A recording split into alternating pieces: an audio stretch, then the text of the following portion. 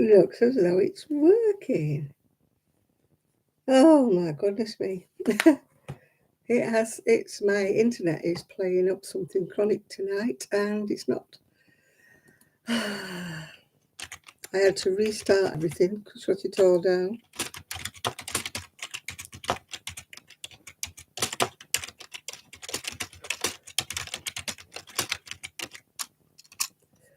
Oh dear. Well, I thought I was going to be saying I wasn't here. Hi there. Hi Norma. Hi Jane. Gosh, I was having a funny. I couldn't get in. The internet went off completely yesterday. There was no internet. All over the northwest, all over everywhere, there was no internet. And it's been fine today. And I thought, well, I'll be fine. Except, no, it wouldn't let me in. No. Wouldn't let me in. Hi, Lydia.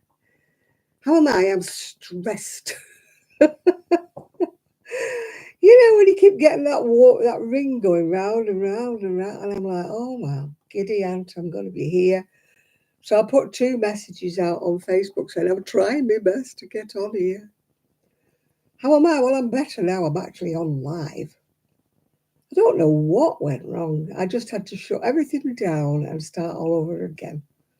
So sorry I'm late, people, but is that your life as well? Yeah, having to shut everything down and start all over again. Yeah. Hello, Diane. Hi, Chris. I was having internet difficulties, Chris. Hi, Yolanda. Having a coffee to calm down a bit. It's very frustrating when you can't. I knew we were on 3 network and it was off all. I think it was Friday and Saturday. The whole network was down. People couldn't use their mobile phones, couldn't do their banking, couldn't do anything. But it seemed to be all right. And I've been all right so far with it today until I decided to do the live. And then round and round and round and round this thing was going. Yeah. Hi, Suzanne. So I didn't know what to do. So I thought, well, what they say, if in doubt, don't they unplug everything and start all over again. So that's what I did. And fingers crossed, it worked. But if I suddenly disappear, freeze, or go, you'll know where I've gone again. So we shall soldier on like the little troopers that we are and hope that everything is hunky-dory now. As I say, I'm having a coffee to calm down. I was just about to send my son a message saying, is your internet working or is it down? Because he's on the same network as I am, obviously, because we're in the same house. And then it came on. So I'm like, oh. Oh, dear me, what a start to Saturday evening. Yeah, what a start.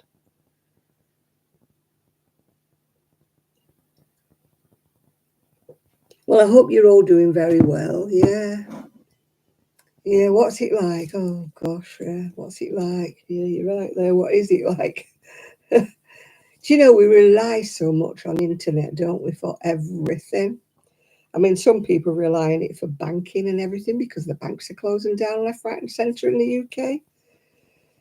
So there's no actual physical banks that you can actually go into these days, So when your internet goes down, you're struggling, aren't you? You don't know what to do. You're like, oh, what can I do? I'm struggling. I'm stuck.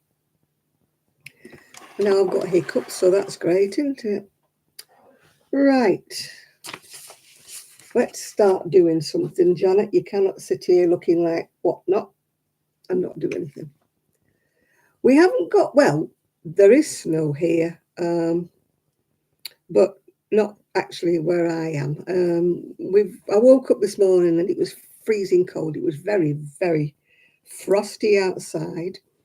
And also in the middle of the night, I woke up and I was really hot, which is strange for me because I'm a very cold beggar. And I thought, what is going on? And then I realised the heating had come on. Yeah, I'm here now. Sorry, folks, I'm here. The heating had come on in the middle of the night, so it only comes on. It's set very low on the thermostat. Hi, Lizzie. So it must have got very cold overnight, you know, for it to come on, yeah. So I'm stitching up the sleeve now. Stitching up a sleeve. I've actually, woo, throwing my needle around.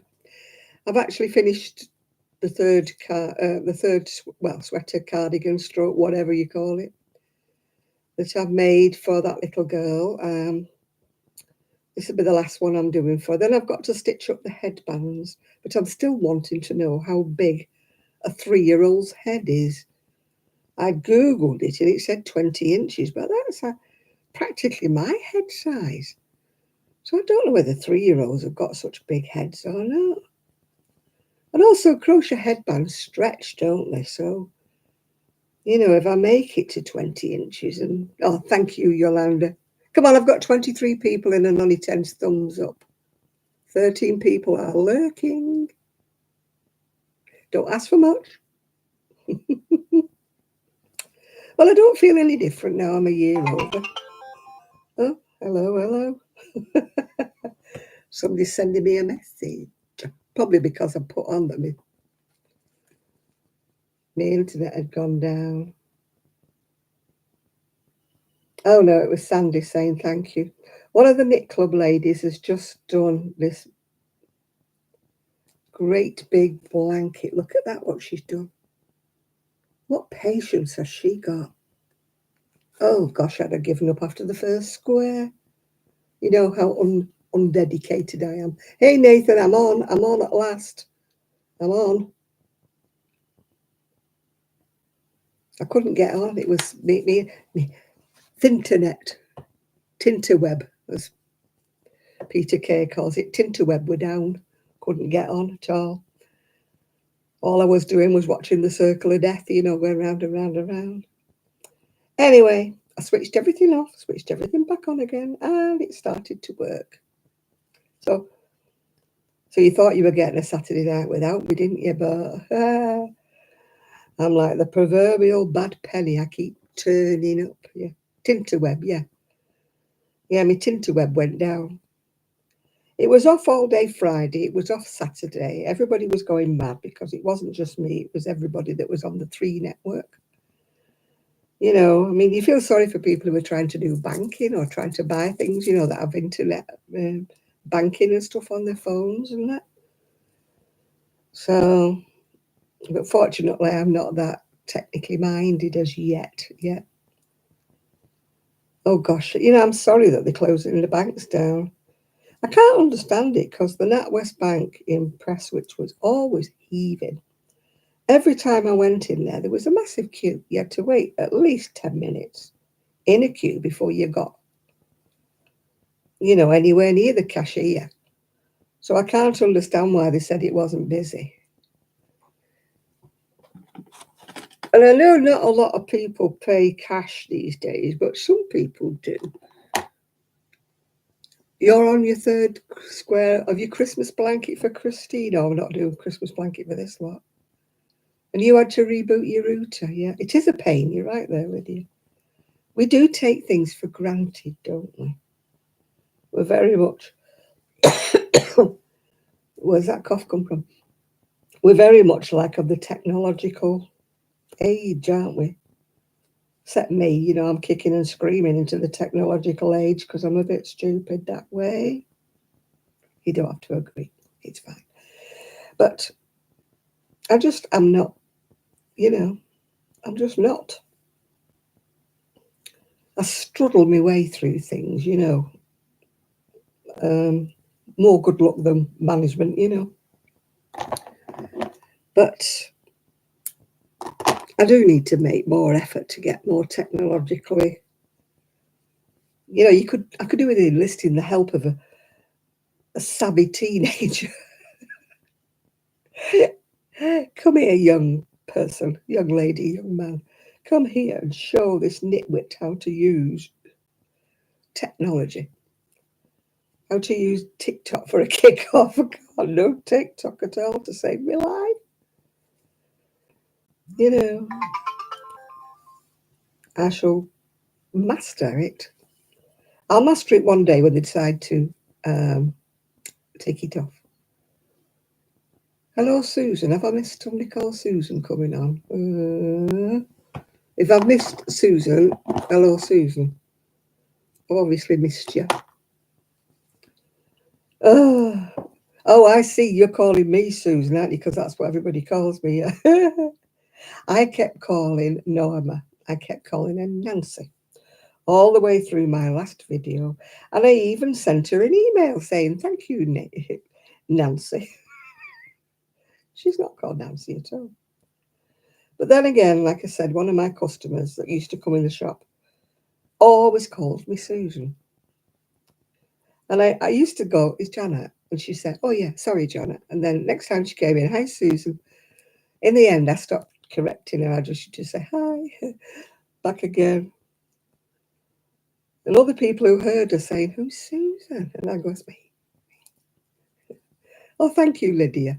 I put it on. It's the thick one. It's a bit thick usually for what I usually wear. I was so cold. When I made my video earlier on, I had a shawl on, which was very, very pretty. And I wish I could remember who sent it to me. It was a gift many years ago from someone. I can't remember. Can't remember who crocheted it for me.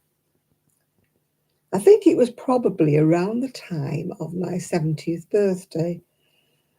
I did get quite a few gifts, which I was very thankful for, and it was a very nice surprise. I was very spoiled when I was 70. That was a long time ago. So I did get quite a few things. I got the blanket that everybody made squares for, if you remember. Oh, Suzanne, yeah. And I got a glass that had 70 written on it, a wine glass. And I got quite a few lovely things sent to me. I got boxes of stuff sent to me from America, which everybody was lovely and kind, sending me all these presents, yeah, when I was 70. So I hope you're all saving up for 2 years when I'm 80. You know, yeah. I'm just dropping hints. You've got 2 years. Hi, Ethan. Not that I normally beg, but 8 is a bit of a milestone, isn't it, I think I do deserve a card and a cheer at least, if I make it that far. Well, I'm hoping I make it that far. I don't plan on going anywhere. I've just bought a new rug for my bedroom. And I bought a desk. It isn't a brand new desk, but then again, I'm not that fussy, I'm not one of these people who has, their rooms designed and everything has to coordinate and everything. I'm not that fussy, If it suits the purpose and the price is right, as they say, that'll do. Yeah. I have a rough idea what it is that I want, but I'm not one of these people who goes from shop to shop to shop to shop, Some people do, don't they? They trudge their feet off till they find the right thing. I mean, this desk I've brought isn't the right thing. Ideally, where have I got? Oh, there it is, my pink one.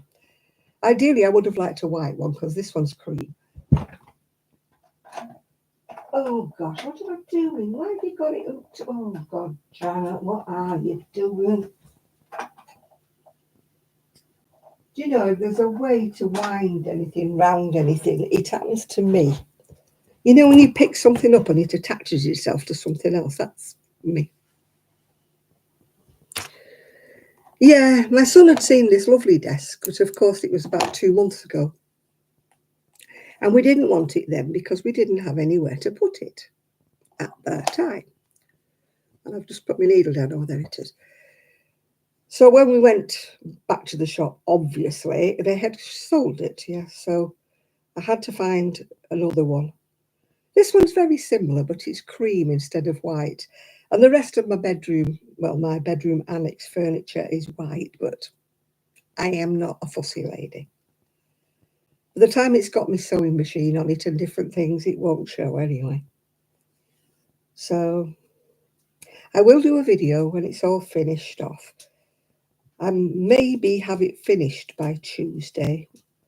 They're supposed to be delivering my desk on Tuesday, and I thought they were delivering my.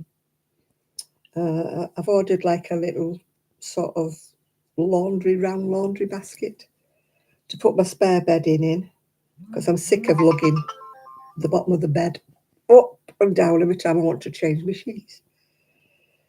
But that's not coming till Thursday. Well, they might have done, Jane. They might have put it away for me. Oh, hi, Seaside. But I just never went down. It's not quite on my route, you know, for the scooter.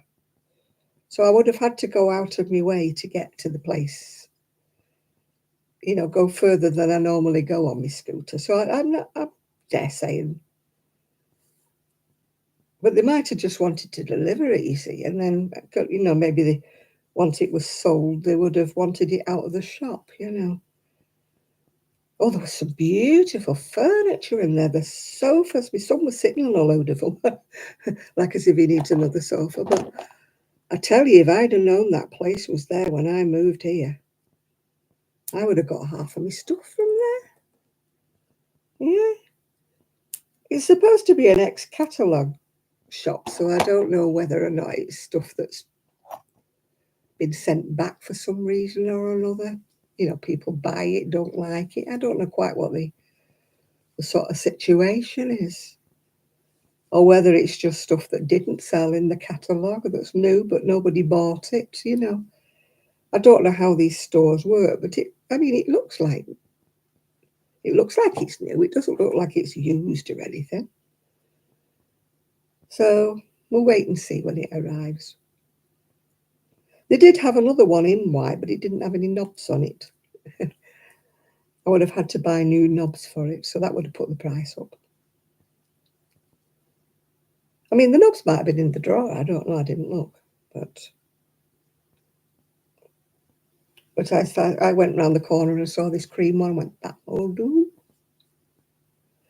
I should tell you that I am not a fussy person when I'm going shopping. I know what I've got in my head, and if I see it, I don't want to go shop to shop to shop to shop to see if there's anything better or cheaper in the next shop. If there's something there and I like it, that'll do. Yeah. And if the price is reasonable within my budget, that'll do. Yeah. You know, other people like my sister-in-law, whenever she buys anything, you know, she has to weigh everything up, and she looks at everything online, and then she looks in all the shops, and then would drive me nuts. Drive me nutty, that. I mean, it was the same with the sofa. I knew what I was looking for with the sofa. And I kept seeing, we had to buy them online because it was COVID and everyone was flipping shut, wasn't it? You couldn't get nothing for nothing. So it was online or not at all. And I knew what I was looking for. I was looking for like an L-shaped sofa. Anyway, I looked and looked and looked, and some of them were, 2,000, 3,000. And I thought, I don't have that kind of money, you know. Anyway, I'd seen one I liked that was, I think it was 1,200, and I was dithering, and I said to my son, I really like that, but it's a little bit more pricey than what I wanted to pay. Bear in mind, it's not a sofa that I sit on. It's a sofa for guests, if you're with me, one that looks pretty in the corner. And as it turns out, Rosie's bed most of the time. So anyway, it was my son, actually. He said, I've just seen this one online. He said, is this what you want? And it was 800 and something or 900 or something. I thought, ooh, it's about £300 cheaper. And I tell you what, it's a lovely sofa. But having said that, I could have gone down to this ex-catalogue place and bought a beautiful sofa for about 500. You know, but I didn't know. When you're a stranger to a district, you don't know these places exist, do you? You've got to be here a while before somebody said, have you been to such a place? Have you been to such a place? I tell you, if I need any more furniture, I'll be straight down there.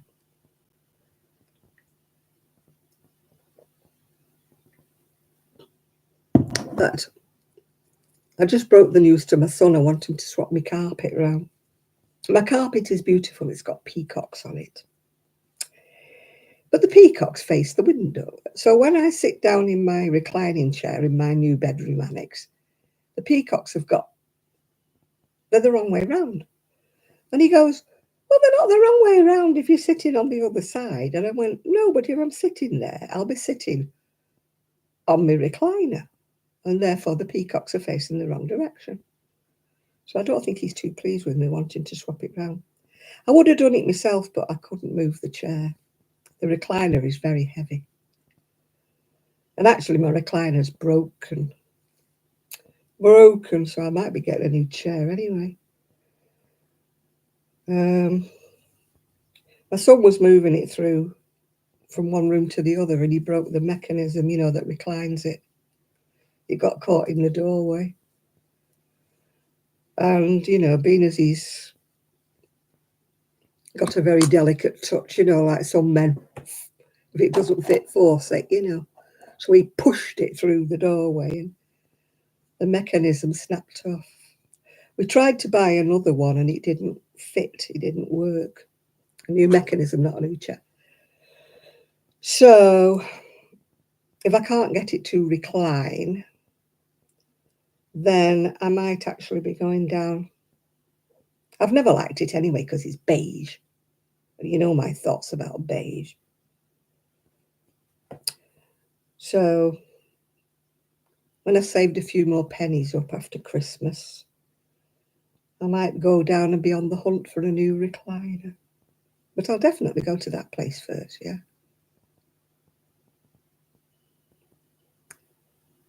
You found it first try. You see, it's nice when you find things, isn't it, first try? I tell you, the choice in that ex-catalogue place, it was rammed full of furniture. I've never been in a place, even a proper furniture shop, that had as much choice. My son was sitting on a royal blue recliner and he kept saying, oh, it's so comfortable. Oh, it's so comfortable. And he said to this bloke, can you show me how it reclines? And this bloke said, well, I can't at the moment because the electric's off. There's always something, isn't there? He said, the electric plug's not working, so I can't show you how it reclines at the minute. Hi, Isaac.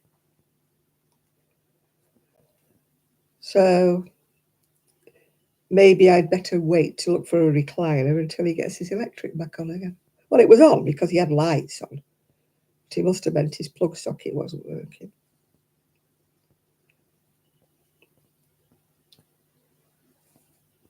But, I mean, obviously, if I was buying a recliner, I'd want to see it working. Oh, I've got ads going running. Sorry about this, people. It's not my fault.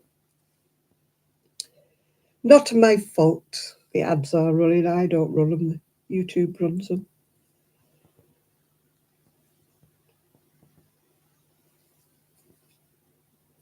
I was watching a new lady the other on here. I found her quite by accident. I couldn't sleep again last night. The hand was giving me grief, and I was up half the night. So I start watching my Kindle. When it gets that, I start listening to stories. Agatha Christie stories and stuff like that.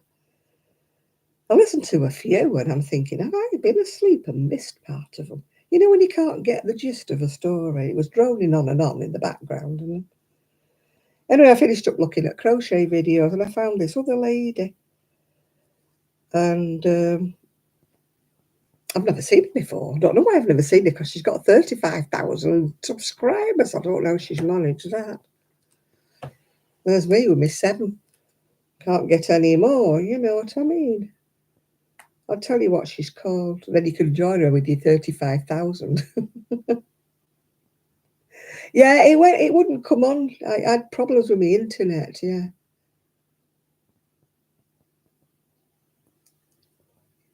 For the recliner for the bedroom. Oh, yeah. Hang on, let me see what this woman's called. I'll tell you in a minute what she's called.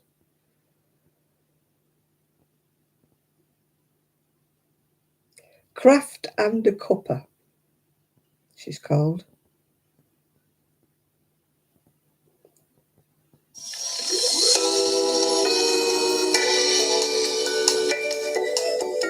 It's called By Craft and a Cuppa. And she is just my style of crochet. She likes everything bright, colourful. And she's wearing a lovely Baker Boy cap in all bright colours on her video. And I'm like, ooh, ooh. Nathan said to me, are you going to make that? I went, very tempting, yeah. Because I do have some oddments of Aaron. When I made that, I made 2 or 3 jackets, didn't I? The Frida Kahlo style one that was all jazzy colours. I've got quite a few bits and bobs left. Part balls left in the crafting shed that would come in nice and handy. I quite like. I don't usually suit hats, but actually, when I got married, my going away outfit, like you had to have a going away outfit, didn't you? Which I wore to my bridesmaid's wedding, who got married the week after me. I had this lovely Baker's Boy cap, and it really, really suited me. And then a few weeks later, I went to my cousin's wedding. So I wore the same outfit because he didn't come to my wedding, so he wouldn't have seen it anyway. So I wore the same outfit, but the day was horrendous and it was chucking it down with rain. And we all left our coats in the cloakroom and everybody was grumbling because their umbrellas had been like stolen by people who'd left before they'd left. And when I come to look, somebody had pinched my hat. They'd left my coat there, but they pinched my hat. And I was really upset about that because, and I did used to have a photograph which I can't find. It was me and my ex-husband, when I was wearing this jacket and the Baker Boy hat. Well, I can't even find it. It was in brown corduroy. I know it sounds awful, but my dress was cream and brown, and the jacket I had on was like the same sort of dark cream colour as the dress, and I had this brown Baker Boy hat, corduroy. Well, we're talking the 60s here, aren't we? It was fashionable. I think it was the Beatles who made it fashionable to have a Baker Boy hat, yeah. So I did like her hat. It's crochet, and it's really... Well, I think it more the fact it was raining, and I think people had come without a... because they were pinching everybody's umbrellas. I'd gone in the car, so I hadn't gone in an umbrella. Because when my cousin got married, I was pregnant, and so I wasn't drinking, so I was the designated driver, if you know what I mean. So we'd gone in the car. That as well, because it was like miles away from any place. So, we would have never found it if we hadn't had the car. In fact, I think we went past it twice before we found it. It was a lovely place when we did find it, but it was what you call back and beyond. Yeah, up in them dar hills it was. So, my cousin's wife just put a post on Facebook saying one of the girls that I used to go to school with passed away. Oh. God, you feel like you're young, but when you find your schoolmates and your cousins are passing away, you're like, am I really that old? Yeah, I went to school with Anne, and in actual fact, I went back with a then boyfriend who she subsequently married. I went out with him before her. Because she pulled me one day at a party. We went to a party once and she went, did you go out with my husband? I went, not when he was your husband. When I went out with him, he was free and single and he wasn't even seeing you. She made it sound like I was having an affair with her husband. I knew him before she did.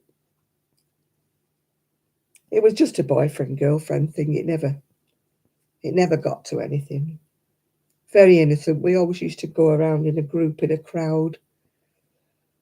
So technically, he wasn't really my boyfriend. It wasn't like an exclusive, boyfriend-girlfriend thing.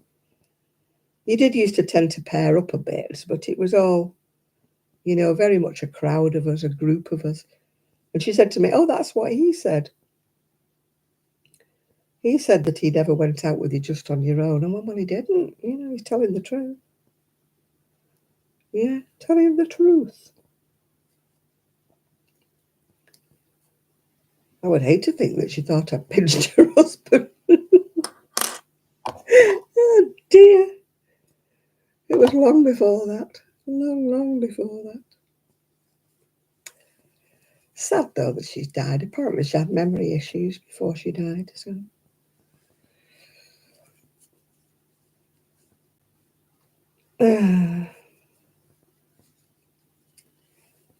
she was always the one who had money, you know. Her dad was a builder, so she always had money. You know, the first one of us to have a car, the first one of us to whatever, you know. I always remember being dreadfully jealous of her. We went to see the Beatles somewhere and she rolled up in this open top sports car, you know. We'd all come on the bus, of course. Yeah. And all the guys were clustering round her. It's your car, you know. And I stood there going, oh, as if we stand a chance, those girls, you know, when she's there flaunting herself with the car. Yeah. Still, never mind. It's one of those things, isn't it? I did get a car eventually. Yeah, it is sad when, I mean, we all go through the forgetting stuff, don't we? I forget stuff every single day. It's usually shopping. You go out for one thing, don't you? You come back with a basket full of stuff and not the one thing you went out for. That is my difficulty at the moment. And even if I write a shopping list, I still come back without the thing I'd gone out for. The other day I wanted some fruit and some plain yoghurt to go with my fruit because I do like a bowl of yoghurt and fruit. I gets the fruit, comes back without the yoghurt. I thought, I'm not going out again just to get yoghurt. And the weather turned nasty anyway, so I thought, oh no. So I'm hoping that I have said to my family, when you go out, can you get me yoghurt? And my son's like, yeah. But he always forgets whenever I ask him anything. And then he says to me, don't keep telling me things 2 and 3 times. You've told me once. Don't have to keep telling me. But I do, because he either doesn't listen or it goes in one ear and out the other. Is that a man thing or is it just him? You know. And half the time they've gone shopping before I get up in the morning, so I can't say, don't forget me yogurt. And I don't really want to go out tomorrow because it's cold and it's icy. I was going to say underfoot, but I should say under wheel. You walk around the store with not what you want. No, I very rarely make a request. I usually go with what they buy. But every now and again, there is one thing that you want, isn't there? You really, really want one thing. No, I don't give him a shopping list of one thing. And I can guarantee he'll come back without it. Come back with 2, 3 bags of stuff, you know, that we want food-wise for the whole family. But it'll be never my pot of yoghurt or whatever it is I've asked him for. That won't come back. And it's not a question of popping to the shops round here. It's a question of a big trek. Get my scooter out, trek. You see, I'm spoiled. I used to be just round the corner. I could just pop up to the shop in 2 minutes. Here, it's like a major excursion if you want anything. It's the same with them closing the seafront off at the moment, and I have to go down the awful, it's not the main road, it's the pavement on the main road. It's absolutely awful. It's all cracked and broken up. And I have to go very slow, and even so, it's like boom, boom, boom, boom, boom, boom.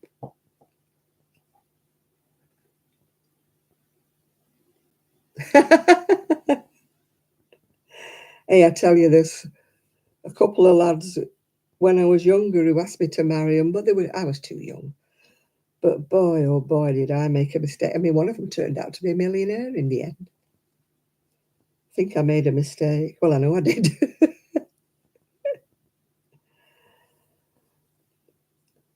But the one who turned out to be a millionaire, the stupid reason why I finished with him and never went out with him was he was shorter than me. I don't know.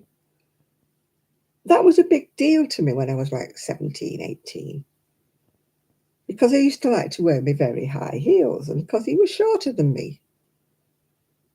And it never bothered him that I was taller than him. And it never bothered him that I wore the heels. It was me. And my mum told me off and she kept saying, why, Paul's such a lovely boy, why? And I kept saying, I can't go out with anybody who's smaller than me. And she kept saying, oh, for goodness sake. And then when I found out he'd inherited his dad's business and he went on to be a millionaire, yeah. Oh, I can't use Alexa. It takes me all the time to get Alexa to do. Our Alexa keeps going off. I think it's all to do with the internet business, isn't it? I ask it to play me some songs. It plays me 2 songs and then it goes off. And then you walk away from it. And then a bit later on, I'm in here and I think, I can hear music. Am I going stupid? I can hear music. And it switched itself back on again in the bedroom.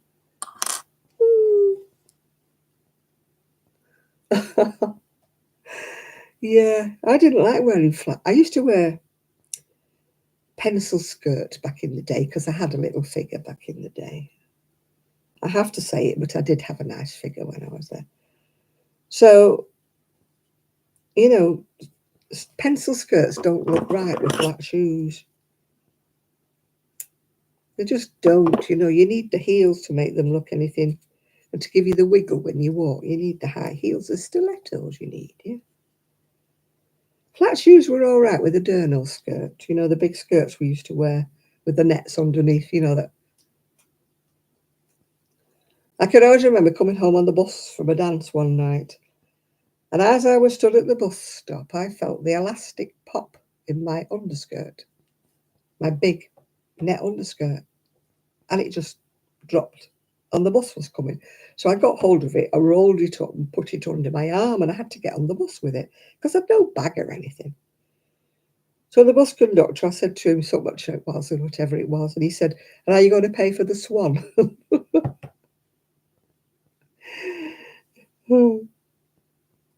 Yeah, it took up half the seat. It took up. The bus was full because it was one of the last buses, and I was sat there with it on my knee. This great big white net thing, like on my knee. When I got in, my mum said, "What on earth are you carrying?" I said, "My underskirt, the elastic popped." Oh dear. Now, the funny story, I went to the library the other day, and one of the girls who was at Knit Club, she did used to live in the Oldham area. And I was recounting this story about I'd come out from the theatre one night. I'd be about 17, 18. I think I was picking my mum up from the theatre. She liked to go to the Coliseum in Oldham. And when I came out, somebody had trapped us in the car. It'd gone right up to the back bumper, right up to the front bumper. And I thought, oh my God, what am I going to do? I'll have to wait around till somebody comes from one of these 2 cars and moves because I can't get out. Anyway, I'm stood there scratching my head, and these 4 lads came wandering up, either 4 or 5 lads.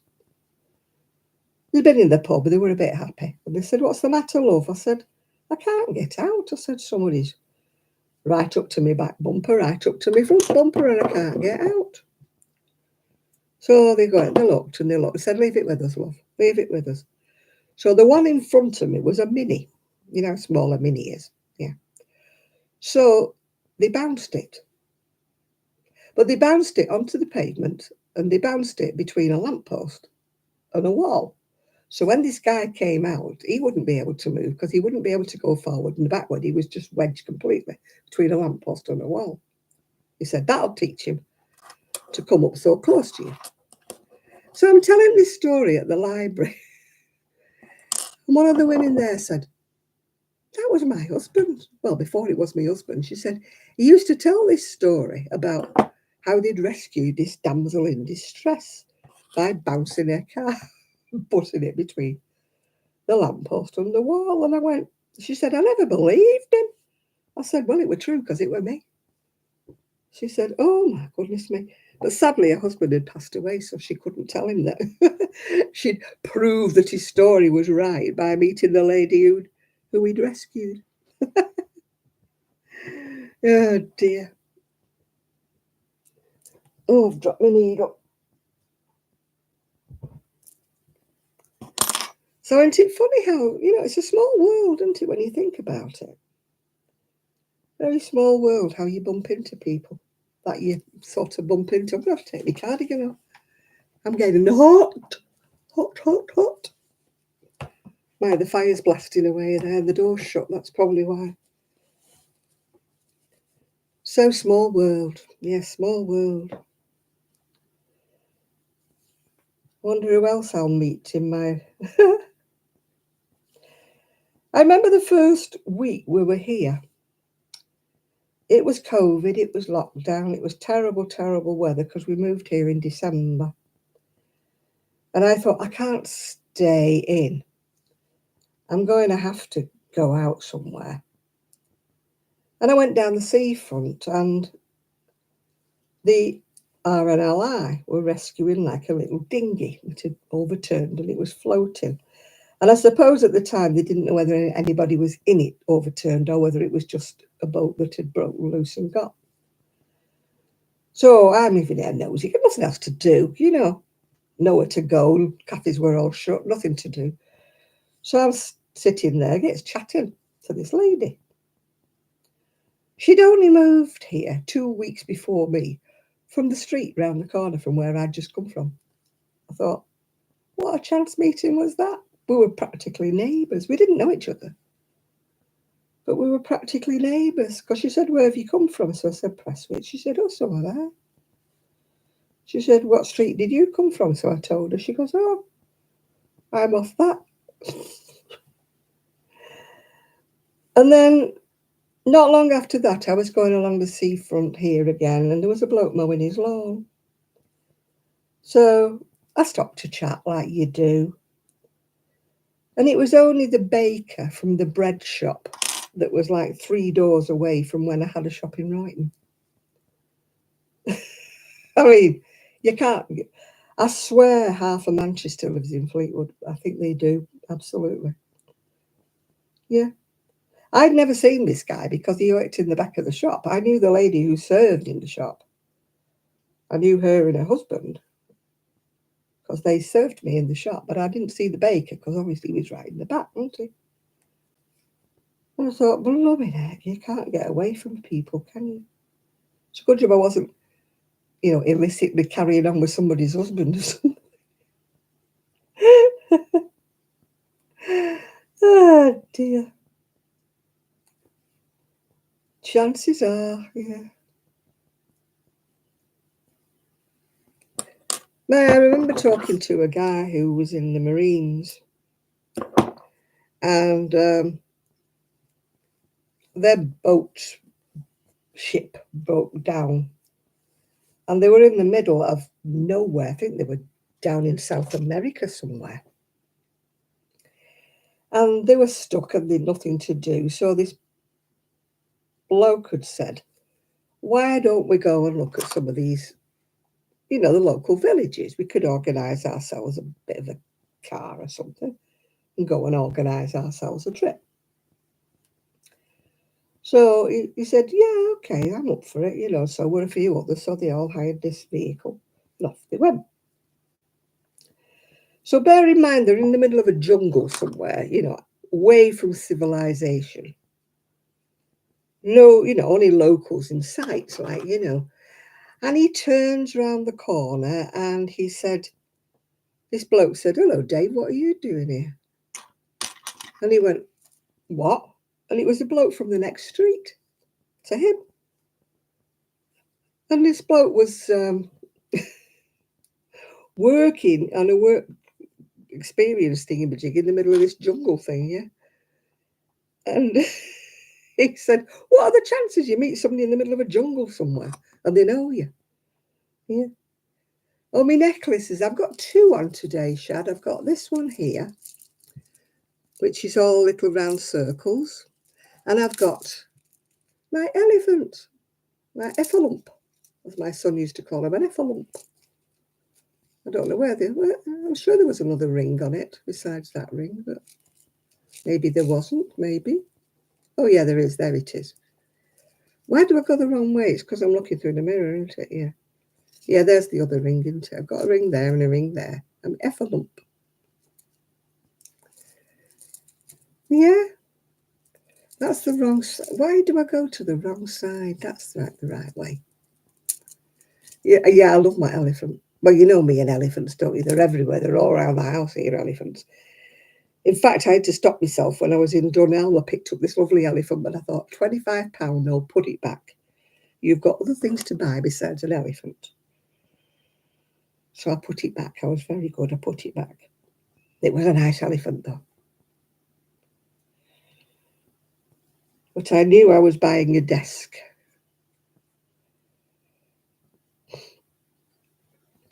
And so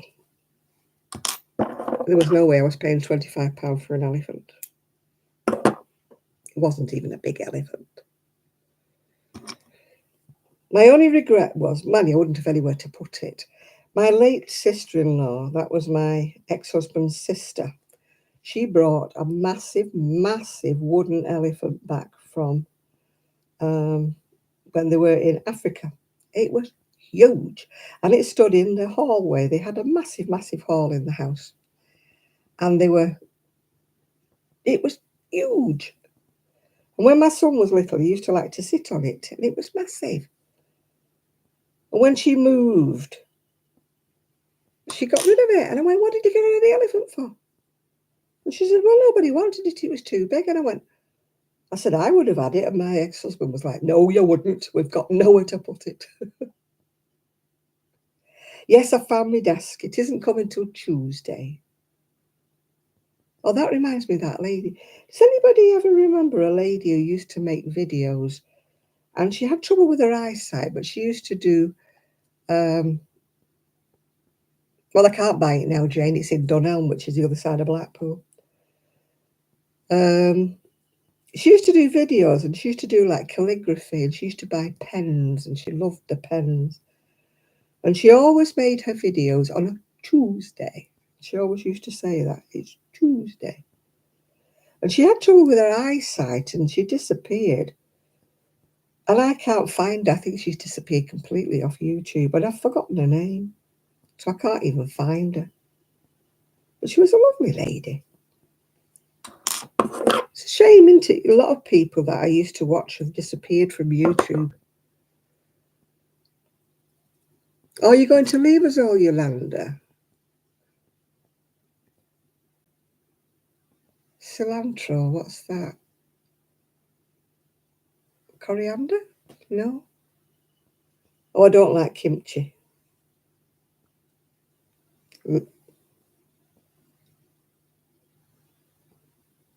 Cilantro. I think that's coriander that we call it. I know we don't call it. We have got it, but we don't call it cilantro.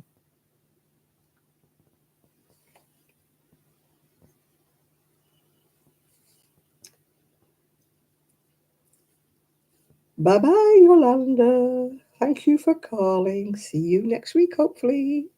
Hopefully.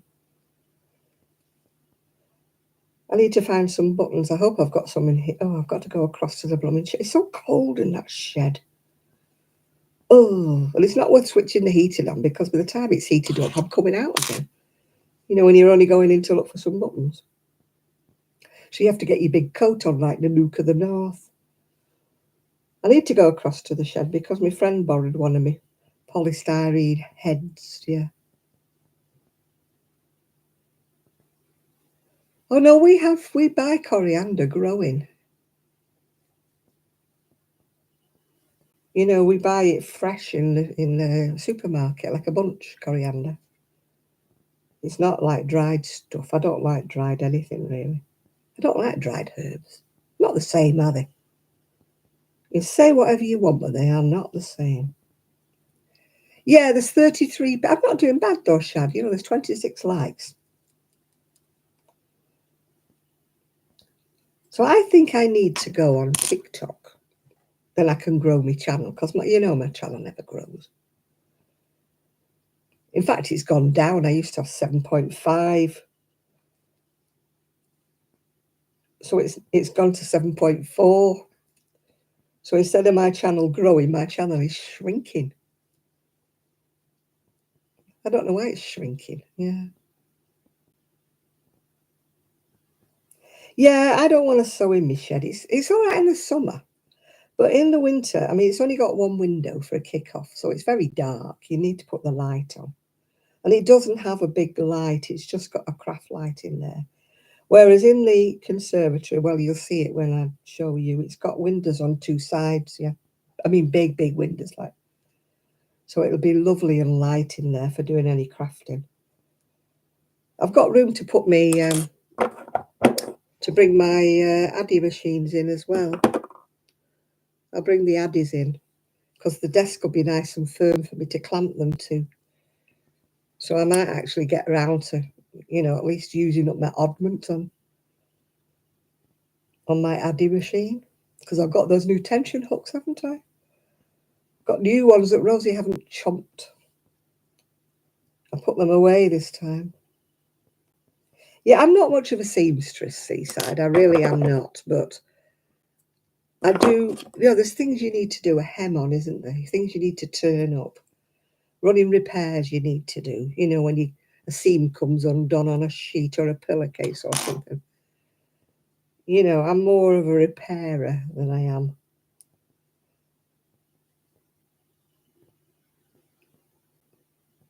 Oh no, we buy leaves. I don't know what you call that, Chris. We buy the leaves. Comes like in a bunch that we buy. And you can grow it in a pot, you know. So we use the actual leaves. I think you can buy dried coriander, but I don't like dried herbs. I'm not a lover of dried herbs at all.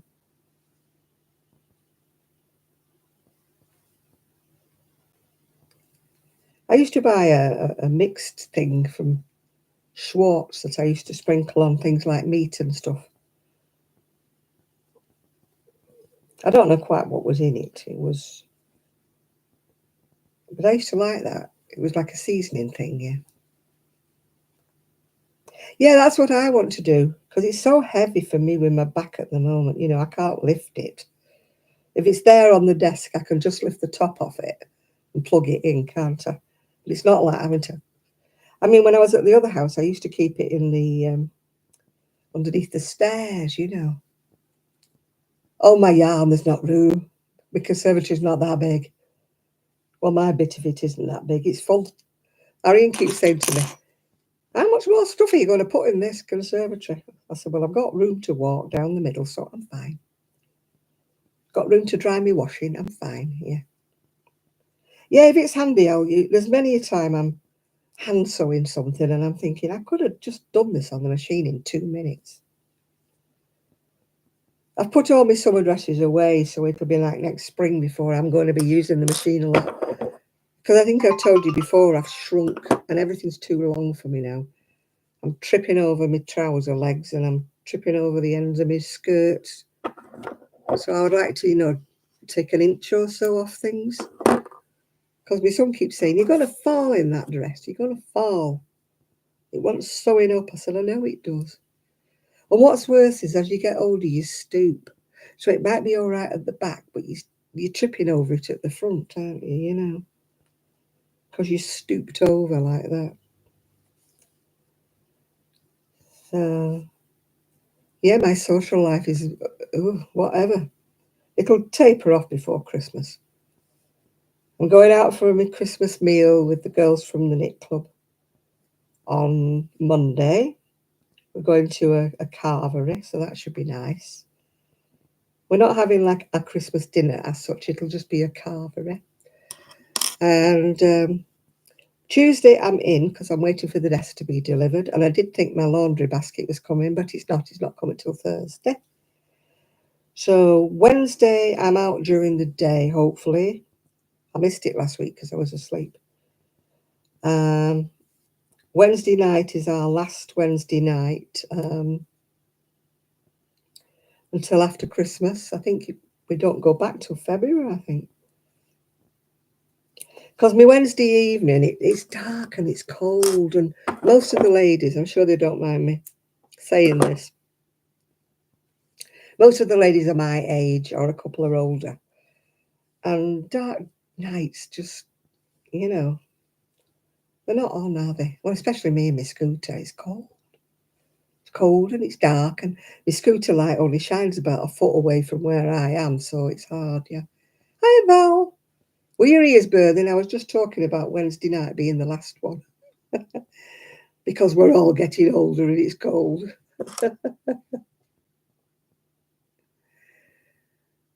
I don't know whether they're Italian parsley or not. Chris is the one who cooks. I'm not a cook. I don't know anything like that. Well, I've been asking my son to get my sewing machine out the shed, more or less since I moved here. So, you know, I've not had to wait that long, have I? I've waited 3 years. Yeah, well, I've been here 3 years on December the 19th, I think we moved in here. A week before Christmas, fancy moving in with no heating. And the windows were blowing a gale. It was freezing. And the gas fire didn't work. It wanted condemning.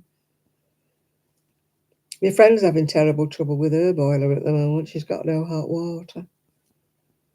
But that's the trouble when you buy a house. You inherit other people's heating systems, and they might tell you that they work, but I mean, you don't exactly know, do you, the ins and outs of it.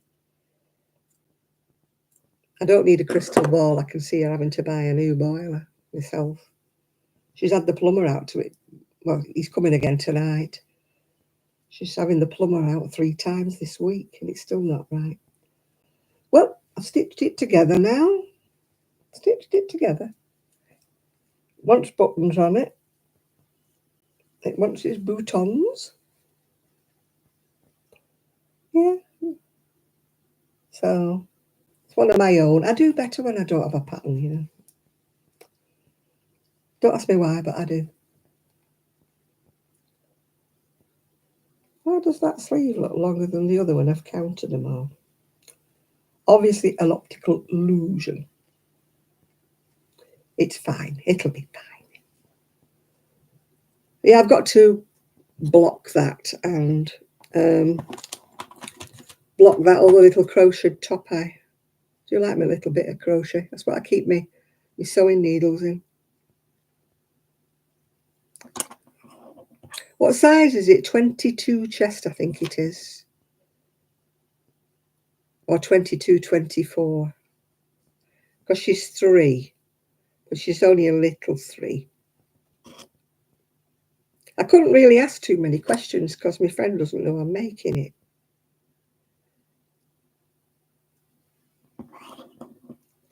I'm still waiting to sew the headbands together because I think 20 inches is too big for a 3-year-old's head. But nobody's got a 3-year-old. Yeah, I put all my needles in it like that.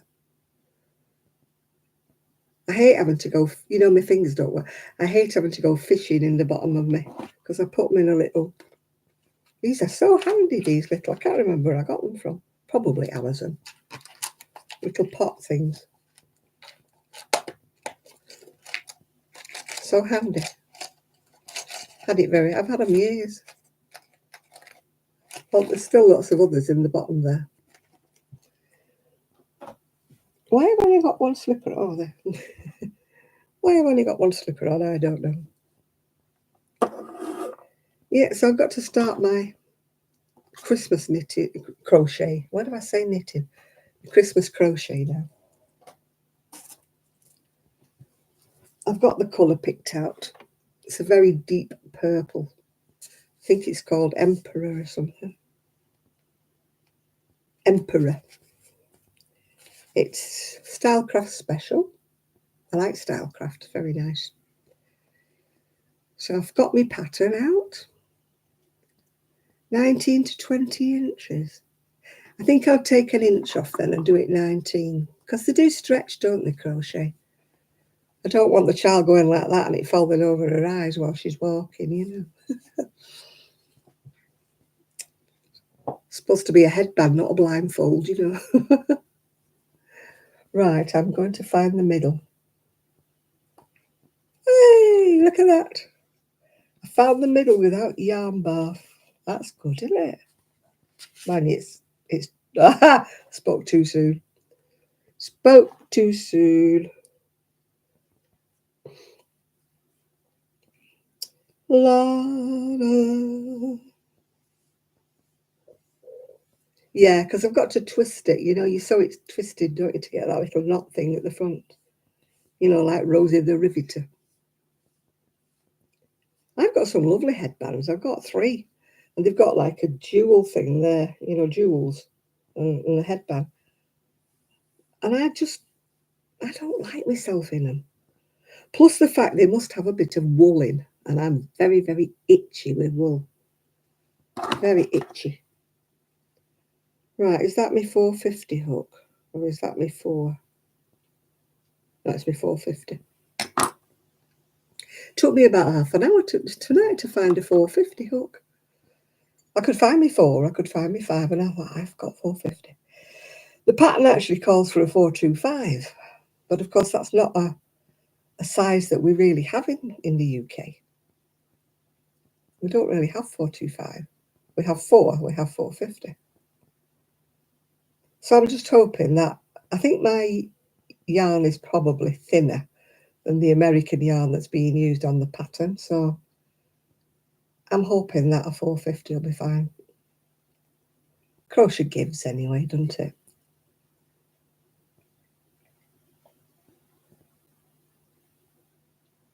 Oh, my coffee's gone cold.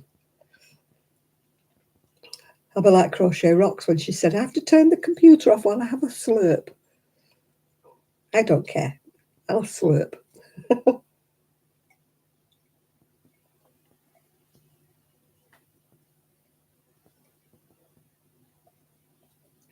I'm funny about eating in front of people I don't know. I have this sort of choke gag. And most times I'm fine. But other times I'll start eating and it'll get kind of stuck or something, and I start choking, tears down my face. People are patting me on the back and giving me glasses of water. People on the next table, are you all right? You all right? And I feel such an idiot when I'm with people I don't really know. Yeah. So, you know, I prefer not to eat in front of strangers. I don't mind people who know me well because, you know, they can pat me back and thump me and say, are you okay? Would you like a water? You're working on a crochet cardigan. You've done fronts, back and part of a sleeve. I've got some lovely, lovely yarn in the shed. I've got some red sparkly, if you remember me buying it. Well, I shouldn't have been buying it. I've got some red sparkly lurex and I've got some green, which I intended to make something Christmassy for myself. But I need to do this Christmas crochet first, so it may or may not go. Excuse me, may or may not get done. Yeah.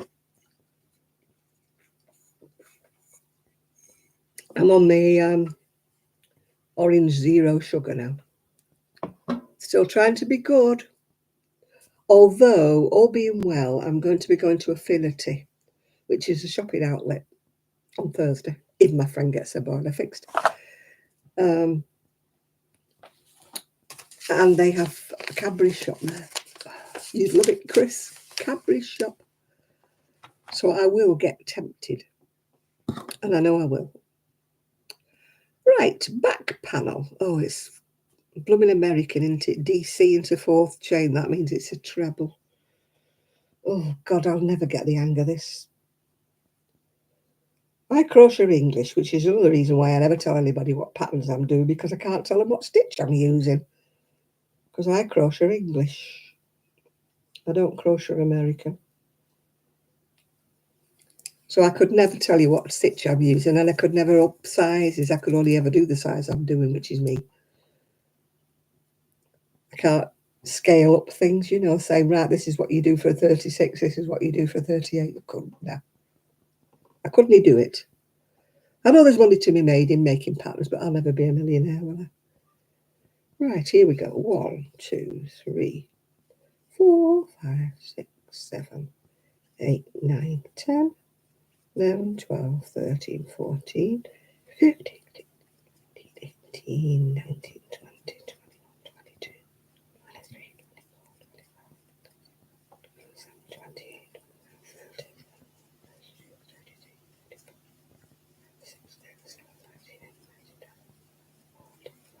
42, 43, 44. I think we've already hit snag. That is not looking very big. Oh God, yeah. Nearly all the patterns for me are American now, Lydia, and it's heartbreaking for me. I'm too old for all this sort of stuff. 54 for the bigger size. I thought that didn't look very big. Need to do another 10. Excusez-moi. 2, 3, 4, 5, 6, 7, 8, 9, 10. That's better. That's looking more like, still looking small, but I'm sure it'll give. One double crochet, in other words, one treble into the 4th chain from the hook.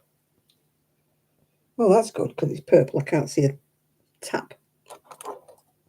Cannot see where my 4th chain from the hook is. Sorry, people, if I'm blinding you. So I'm having to see where my 4th chain from the hook is. 1, 2, 3, 4. This wasn't a good idea, was it, Janet? Doing royal purple or emperor purple when the light is bad. That wasn't such a good idea, was it? Ooh, look at that. Ghoul. We used to do that when we was kids, did you, with the torch underneath your chin, going, ooh, trying to scare everybody.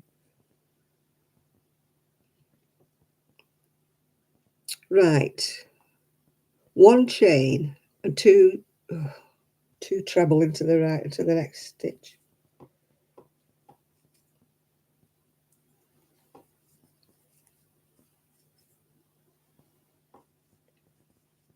Now, my brain automatically goes into UK, and I go all the way along the first row, you know, when you're struggling to go in all the chain. And then I get to the other end, and I think, oh, balloons. I thought, it's supposed to be American. This creates the first fan stitch. Chain 1, skip 4 stitches,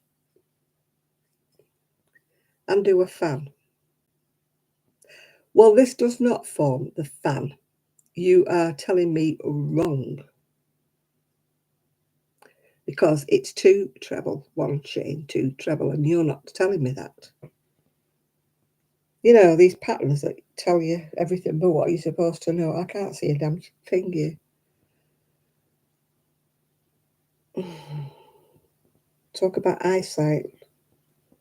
I'll be all right when I get the first row done. Can't see a thing. Miss how many? Miss 4. 1, 2, 3, 4. Here we go.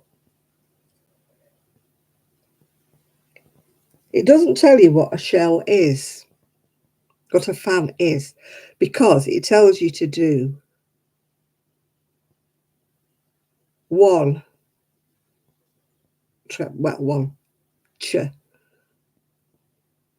chain, 2 double crochet in the same stitch. This forms a fan. No, it doesn't. The fan is 2 double crochets, 1 chain, 2 double crochet.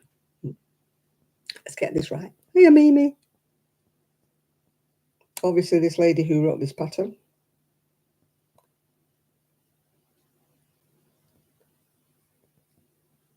Chinese parsley. What's the difference between English parsley and Chinese parsley?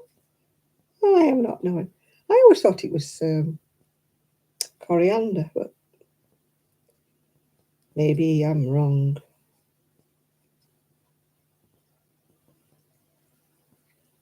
I don't know what the difference in Chinese parsley is to English parsley.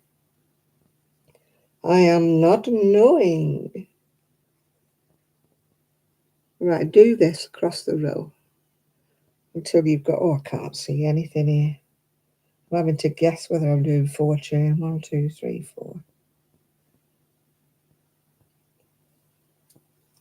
I've got to finish up with 11 at the end of the row. Oh, isn't it great when you can't see? Repeat it until 11 fans have been worked. Blue Savannah song. Can't you tell him I listened to Erasure this afternoon?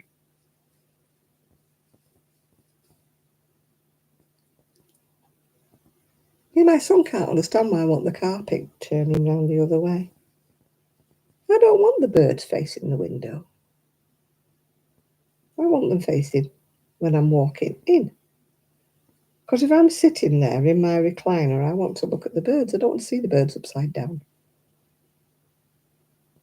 He said, does it matter? I went, yeah, it does matter. Because once my desk is plonked on top of it, there'll be even more things to move the carpet, won't there? Better to move the carpet now, isn't it? If he doesn't move it, I'll have to struggle and do it, yeah.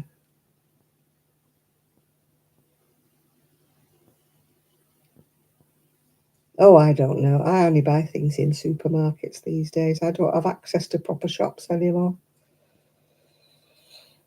We used to have a proper green fruit shop in Prestwich. It was like one of those organic places.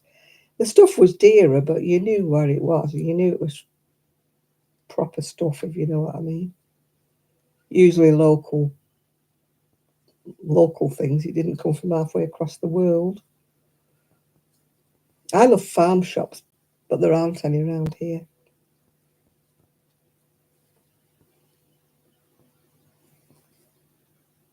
We used to have a market, used to come once a month into Prestwich.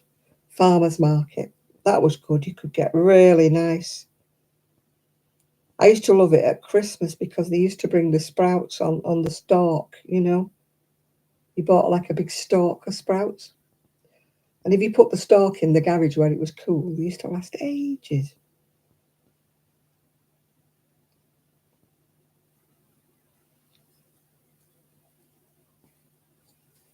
Better than the bags of sprouts that you buy that go all slidey.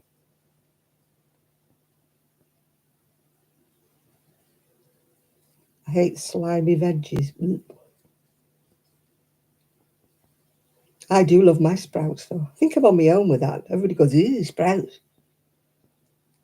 Whereas I go, ew, parsnips. Yeah, you don't see them. Only in farm shops and things. You see the actual sprouts on a stalk, yeah. You buy the whole stalk. I love farmers markets. When I had a car, I used to go to one all the time. There used to be one in Ramsbottom. And the cheese, when you get the cheese from the farmers markets, it's really, really good.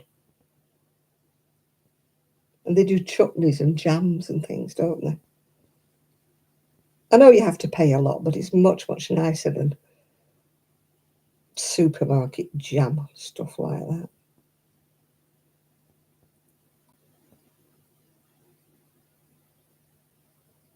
We have a milkman round here. But we won't have him because he delivers at 1 o'clock in the morning. And when it's hot weather, I do not want milk on my doorstep at 1 o'clock in the morning. Plus the fact that it would drive Rosie potty when she heard the milkman clanking along at 1 in the morning or 2 in the morning. She'd be having a fit. We'd never get her to calm down, yeah. Oh, veggies are always bagged, aren't they? We used to have a veggie stall in Royton where you could just buy, your cabbage and your carrots and everything. They used to put them in a brown paper bag for you when you bought them, but they didn't come wrapped up in sweaty plastic.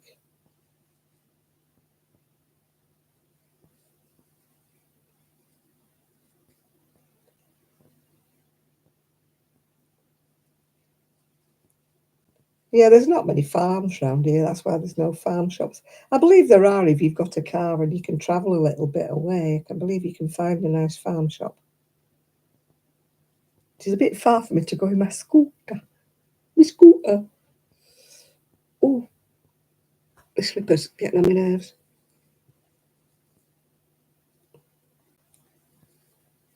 I'll be putting them back on in a minute because I'll get too cold.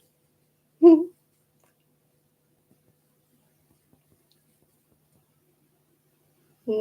2, 3. I'm going to guess this here. In a minute you'll hear me squeak because I'll have the wrong number of chain things. 1, 2, 3, 4, 5, 6, 7, 8, 9. Yeah, we'll have the wrong number on.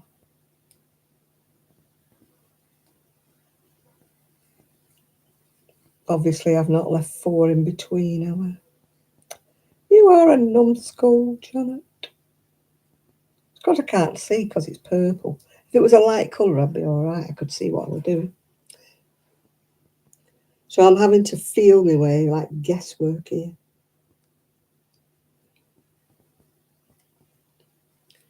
La-dee-dee-dee-dee. So what are you all up to this weekend? Have you got things planned for tomorrow? I haven't, really. Well, try and dry my washing would be a good idea. Washing's just not drying it. I'll be all right when I get this first row done, Mimi, because once I do that, it's just a matter of, going into the main central hole, which is easy. So I think I've got 11 on now. I need 11 fan stitches all together. Right, let's have a little count here. 1, 2, 3, 4, 5, 6, 7, 8, 9, 10, 11. I've got 1 chain left over, but we won't bother about that. I could sew that in the side seam. Right, rows 2 to 10. Oh, rows 3 to 12. No, 2 to 12. Do the fan stitch all the way across. Please read the sizing notes before you fasten off. Sizing notes below. Sizing notes below. Can't find any sizing notes below, but yeah. Oh, see if I care.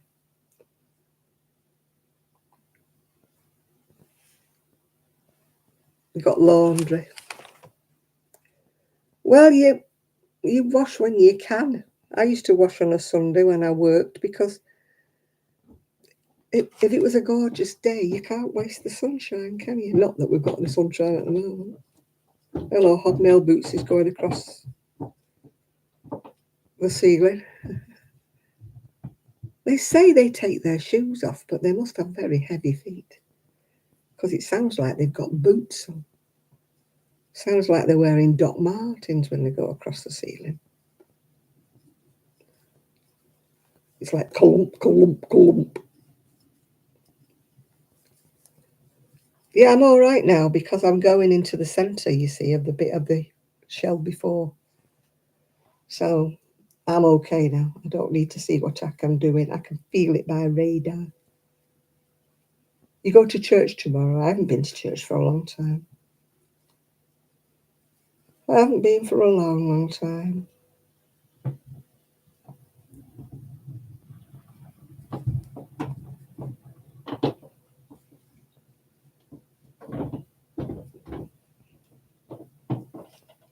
Yeah, they've got hobnail slippers on, I think, upstairs. Oh, God, that's my son going. He is the noisiest yawner I have ever heard, yeah. Oh, we used to shut the curtains, yeah. When men used to wear caps and hats, they always used to stand still at the side of the road and take their hat off. Or if they didn't take it off, they used to touch their hats. You always stood still when a funeral went past. You paid your respect, even though you'd no idea who was in the funeral. If it was somebody local, my mum did used to close the curtains, yeah.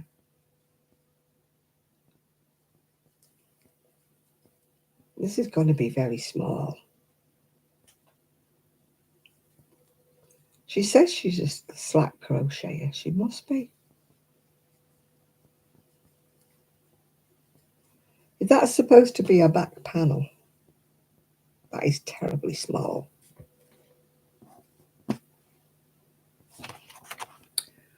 Come here, Jane. Measure. There's no point in you carrying on if it's going to be that tiny.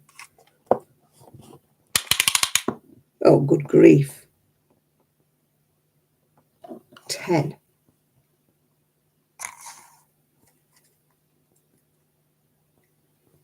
10. So that's only going to be 20. That's not big enough for anybody's chest, is it? For goodness sake. I know she says she crochets. She crochets slack. She says she crochets on the loose side.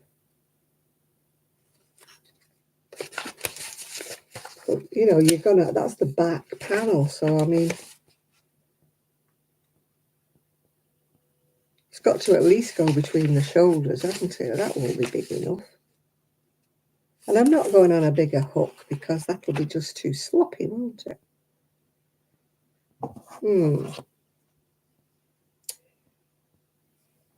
There's no shaping, so I think it won't matter if I put another lot of stitches on it, a lot of chain on it, I mean. I think the wool that she's using is thicker, as in most American yarns are thicker. What does she say she uses? Maybe you can tell me whether it's thicker or not. Oh, gosh. Peyton's Beehive Sport Weight. Gauge with a sport weight yarn.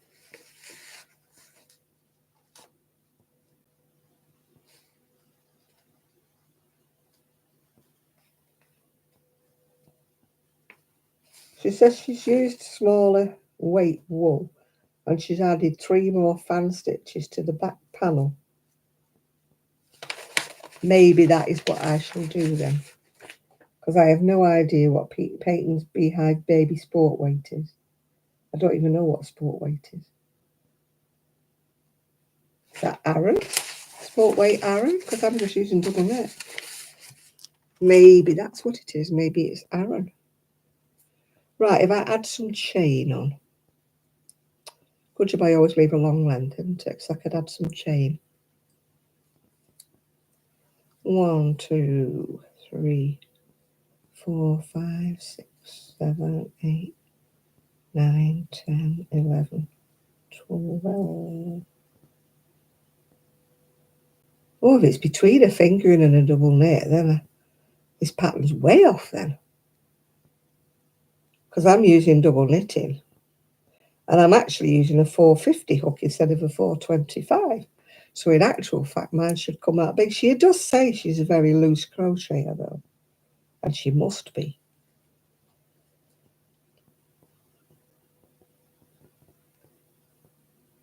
She must be a very loose crocheter.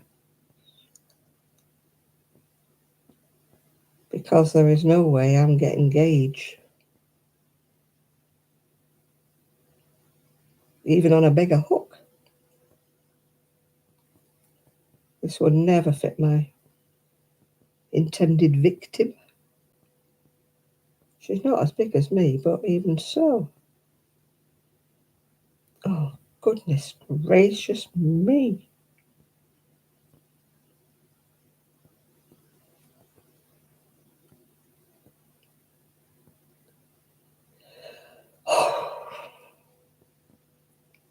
No, I don't swatch.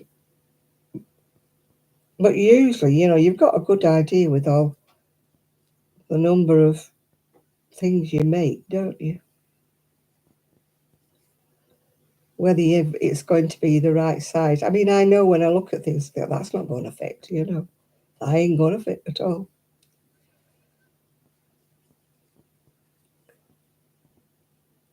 That ain't going to fit at all.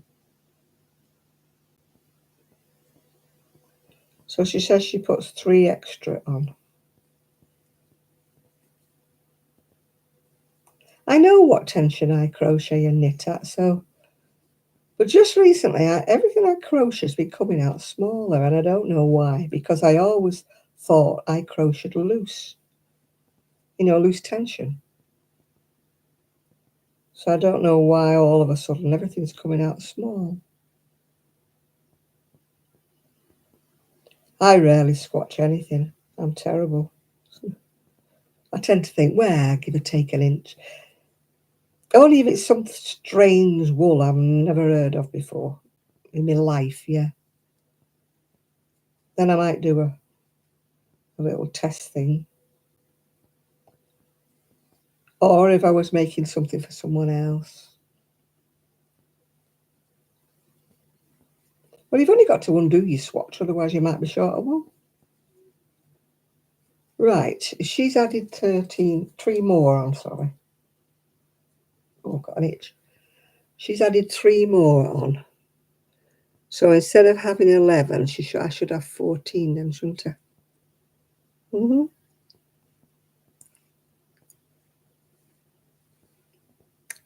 Let's have a little look.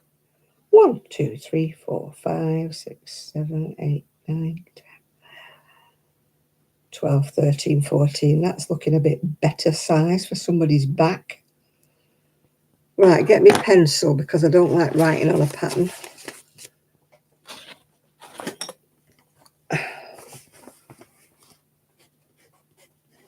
If I do it in pencil, I can rub it out. 14 fans.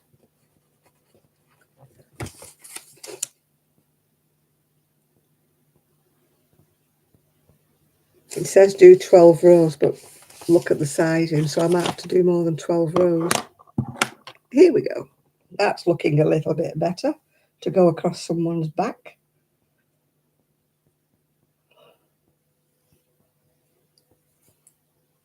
I think I've used one of her patterns before and it came out too small. And my friend was the same. She said, have you used it? She's called Earth Tricks or something. And her patterns are tremendously expensive. So I made something else of hers and it come out absolutely tiny. And I thought I'd done something wrong. And then my friend said, have you used her patterns? And I went, yes. She said, oh, they come out small. So maybe she crochets very loosely. Oh, Sheila writes in pencil. Sheila tickles me.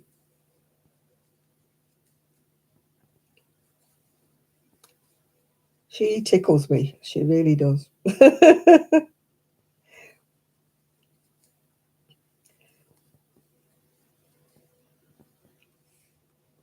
Nearly every pattern she's ever made, she's had to redo it, hasn't she? Because she's made mistakes on it. And I'm like, take a bit more time, Sheila.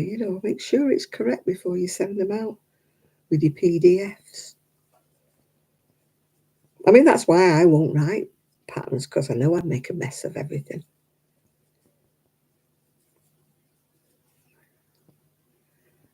Hello, excuse me. I'm very fine, very fine. I was battling with my internet earlier because I couldn't get on, but I'm on now.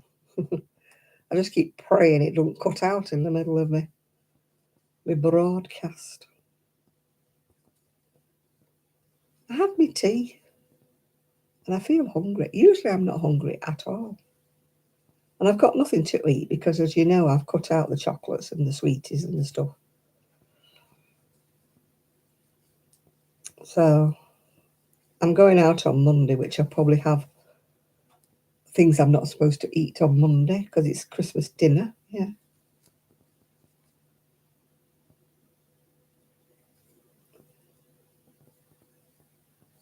Oh, I never use stitch markers. Very rare do I use a stitch marker.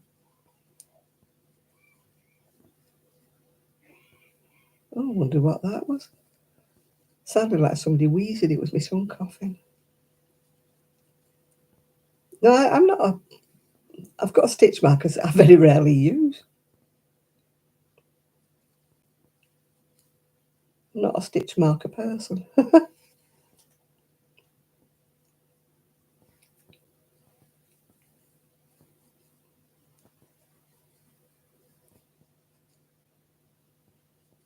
think I used them once when I was doing the socks. You know, when you start for the heel, I think I used them then. I don't even know where my stitch markers are. I tend to use them to tack things together while I'm sewing up. Oh.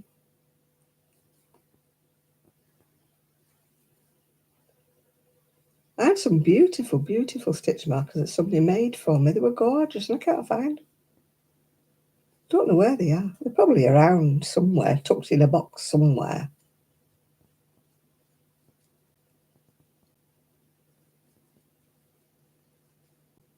No, maybe I don't do complicated patterns with you.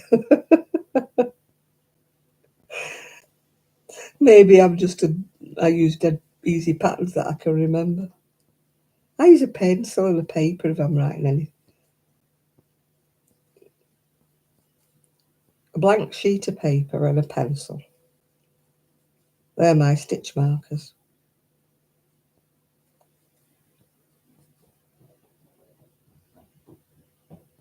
Oh, it is.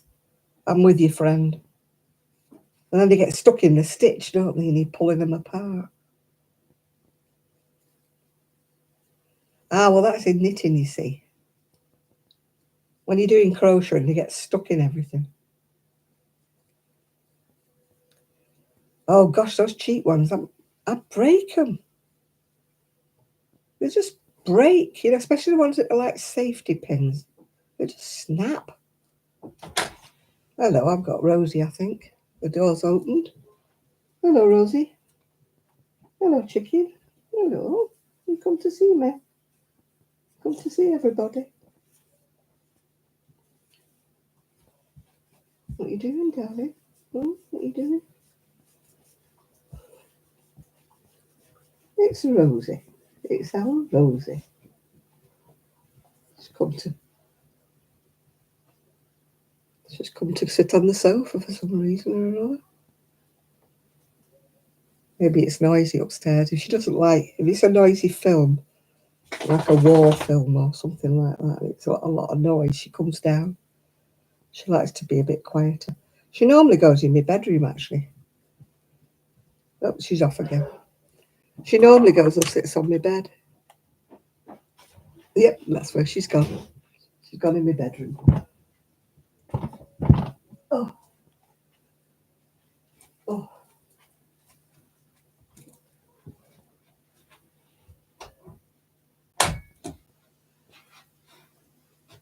Oh, look at that lumpy bumpy.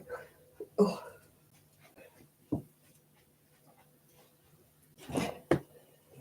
She'll have gone in my bedroom on my bed. She makes a nest out of my, you know, the sort of, what do you call it, the cover thing that you put over your duvet. What do you call them? Throw thing.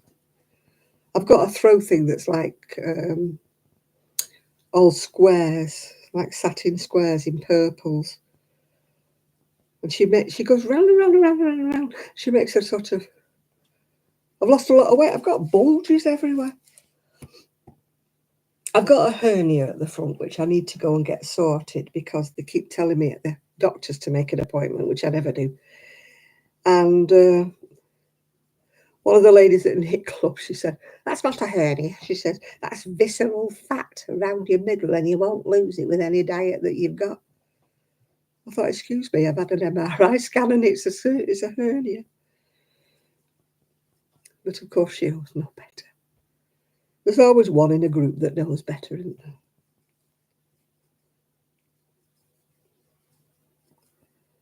there? My son was Job's comforter. I came out and I said to him, came out of the hospital, I said, I've got to have my hand. Yeah. And he goes, oh, nearly everybody I know who's had carpal tunnel, it's not worked. And I went, that one worked. Thought, you know, it's not something you tell somebody, is it? You know, when they're coming out and they say they need an operation, you know, and you come out, you go, oh, that won't work, you know. I never thought my own son would say that to me, oh, it won't work, you know. He did say because I've lost the fat pad there and I've lost the fat pad on my thumb. If you press my thumb in, it takes forever, to come back again. Can you see? Because I've lost. It should bounce right back, and it doesn't. That shows that I've lost the fat pad or something in my thumb.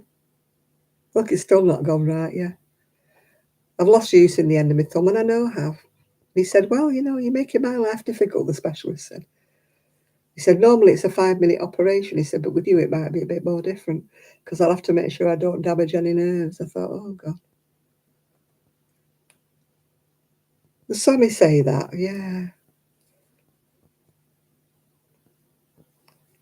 You love it when the job's comforters. When you say, "I'm having this done or that done," and somebody goes, "Oh, my friend had that done and she was 10 times worse."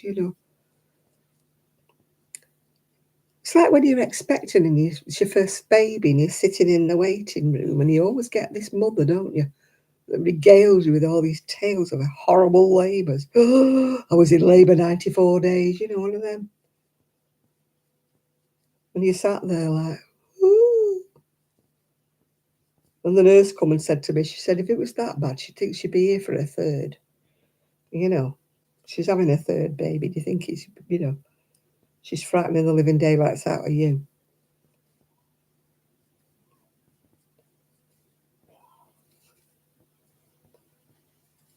I'll tell people who are not expecting that I didn't have a good labour. Well, I had a brilliant brilliant pregnancy, just had a horrible labour.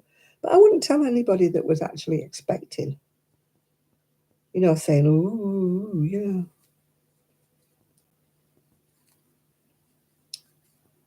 There was another nightclub I've stopped going to.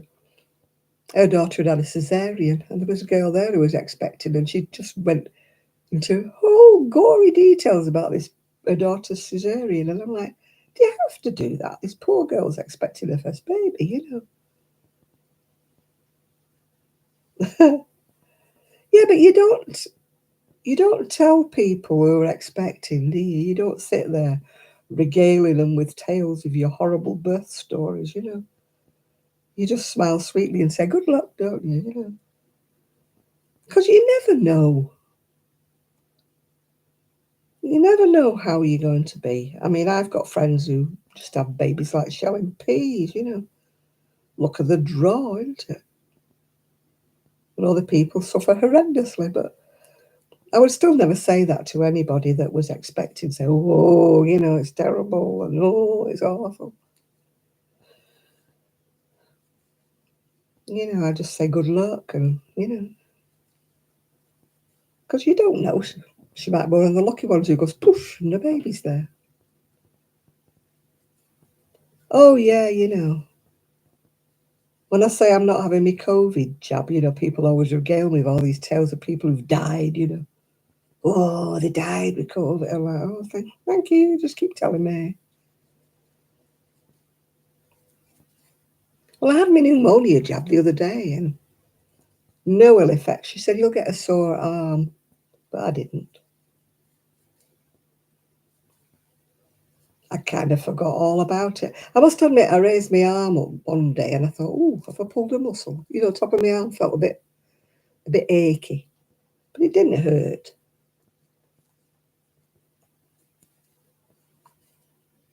Because I'd forgotten about it. I had to stop and think. I thought, what have I done to me shoulder? What have I done to my arm? And I thought, I had an injection. That's what it'll be. He's fine now. Oh gosh, every labour's different.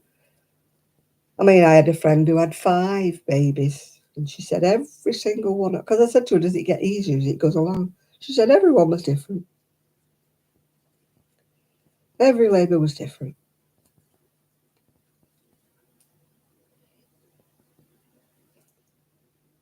Did you miss anything? No, not really. No, did she miss anything? No. We were just talking about people telling you horrible tales, like, when you're pregnant or when you're having an operation. And somebody always comes out with some horror story about, with me, it was my son. And I said I was having my carpal tunnel done. He go, oh, most people I know it's not worked. And I'm like, oh, thank you. Really put me off. Thank you very much for telling me that. Excuse me, but I've had one done that's been absolutely fantastic. So I shall hope I am one of the ones who has the left one done and it's absolutely as fantastic as the right one. Because that's just arthritis, the bent finger. It's nothing to do with my carpal tunnel.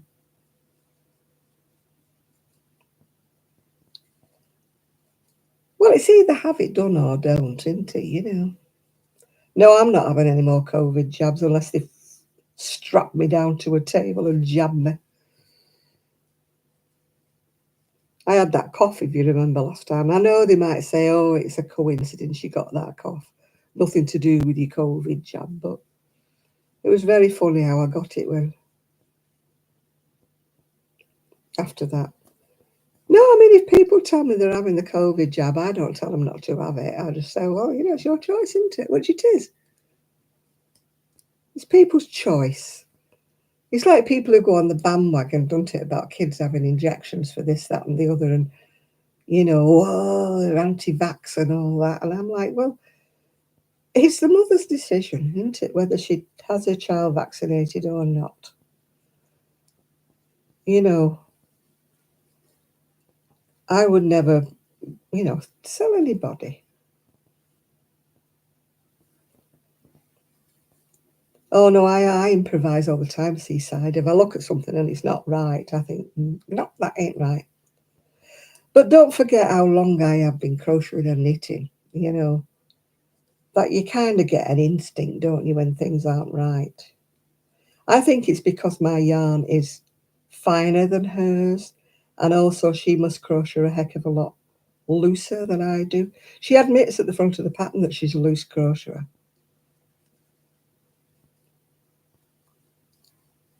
And I can tell immediately. I mean, I like mine on the finer side because also it helps with the weight. You know, when you're washing things, they're not as heavy, are they? But I can tell by looking at it that mine isn't as slack as hers is. I mean, when you look at hers, hers is very, very open, isn't it? Mine's not as open as that. It'll sort itself out. It will sort itself out. No, I know some people can't do anything unless they get told what the stitch count is on every row. And, you know, to me, I just wing it with the seat of my pants, really, you know. I think you do when you know, you crochet for so long. It's like that baby's cardigan. I crocheted nearly all of my baby things without a pattern. I just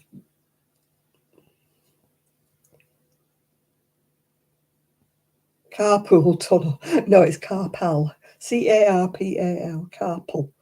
Apparently, there's a piece of gristle that runs down there, and all the nerves run up inside it. It's to shield against accidental injury if ever you cut your wrist or something. I don't mean slash your wrist.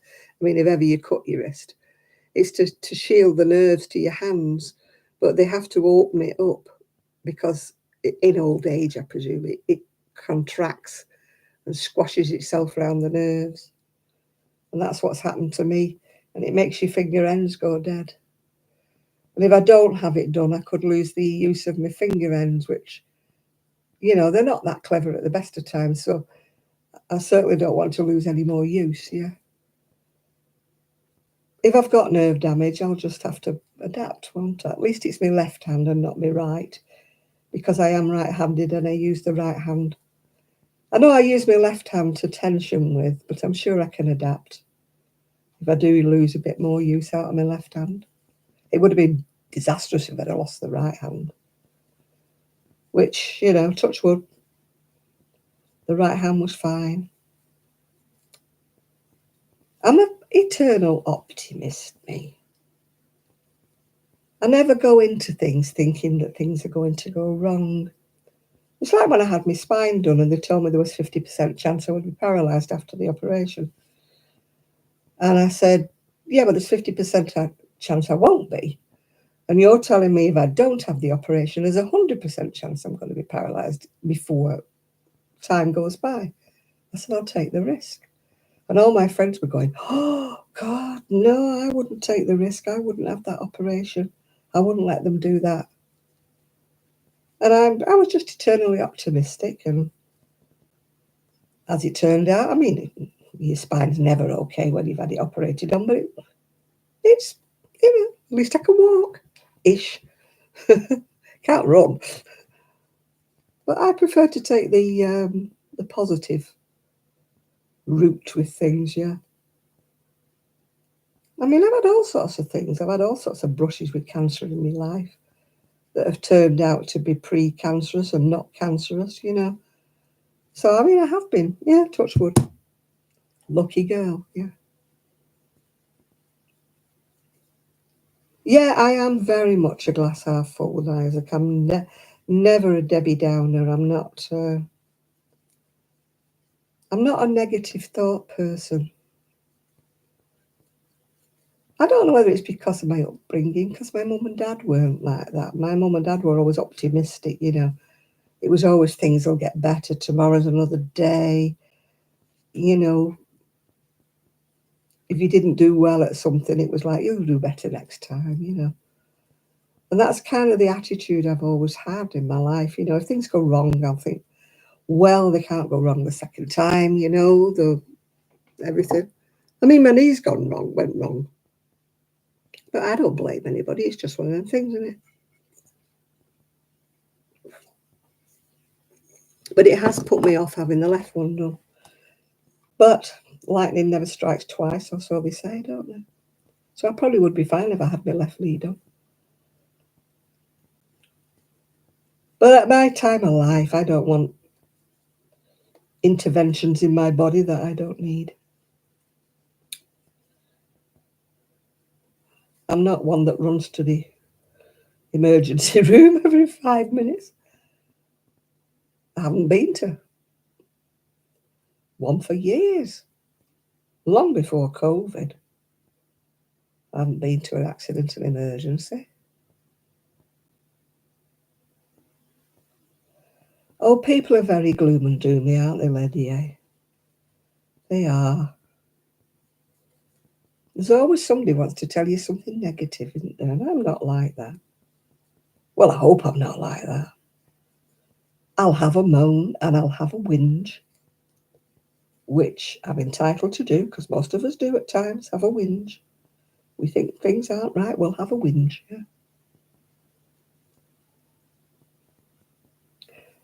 Yeah, I need to go and get mine sorted, Seaside, but,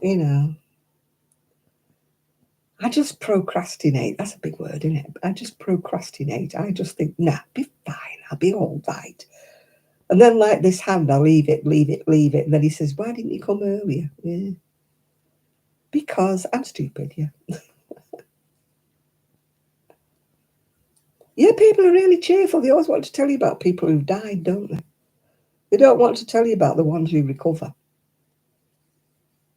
Yeah. I mean, a girl I work with, her grandma had her breast removed with cancer. And she lived another 50 years after that. She lived till she was 90. But people don't tell you that bit, do they? Oh, it's worth a try with the carpal tunnel. I mean, it can't be any worse, can it? Yeah. Well, I'm a bit like that with my hip and my knee. My hernia is starting to give me grief. It's stopping me eating properly and stuff like that. I've been putting up with it for about 10 or 12 years, thinking, nah, I'll have it done. But it's getting to the stage where I think I can't ignore it anymore. But I don't want to put myself through new hips and knees and stuff like that if I don't need it. People are always saying, oh, it'll be a new lease of life for you. I said, well, it won't really, because it won't stopping me from doing things, will it? Having a new hip won't make me run a marathon or anything like that. So, nah, I'm too old for that sort of thing. You're right, Mimi. Although my auntie had both of hers done and she was nearly 90. But she had the money, you see, so she went into a nursing home to recover. She had them both done at once. Oh.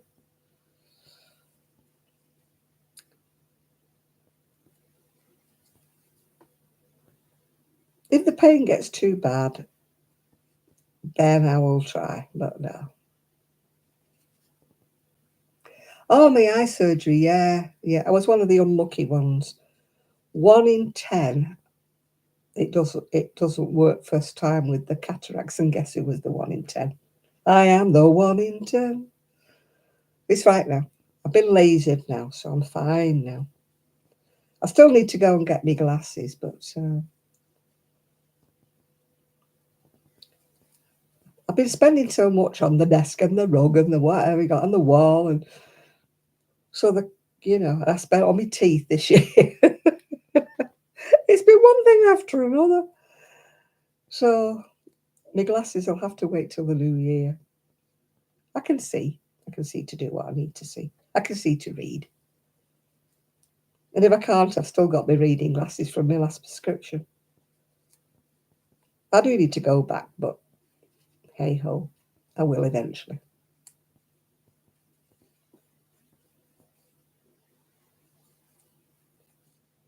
Yeah, people are always really keen to tell you everybody who's died, aren't they? They don't tell you about all the quite a lot of percentage of people who live through it and live their lives and come out the other side. I suppose that's not newsworthy. That's why there's always bad news on the telly, isn't it? If they were to tell you good news, it's not, uh, what is it, eye-catching enough. Whereas bad news is like, whoa. But if they had a good news channel, they probably nobody would watch it.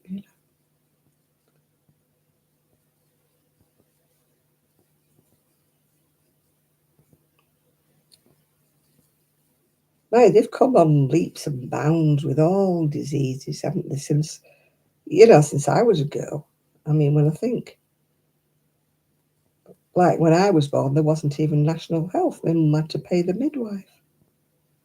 I think the national health came in 1950 something. 1948 or something. I was already born then. I mean, back in the day, unless there was something really wrong with your pregnancy, you had your babies at home. Same with the doctor. My mum used to put money away in a little box in case you had to call the doctor, because you had to pay him to come out to see you.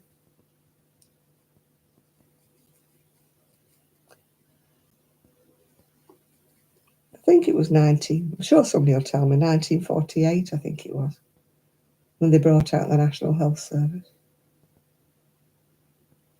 Can't remember. I know I was only young. But Mum had to pay the midwife for me and my brother, yeah. Yeah, but there are some people like that, Lydia. You have to blurt out something negative. They have really negative thoughts all the time. They must have very miserable lives if they think negatively all the time. I try. I mean, you can't do it all the time because sometimes negative thoughts do jump in your brain, don't they? But, I try my hardest to be positive. We can't help it. We all have a whinge, don't we? I can have a moan with the best of people.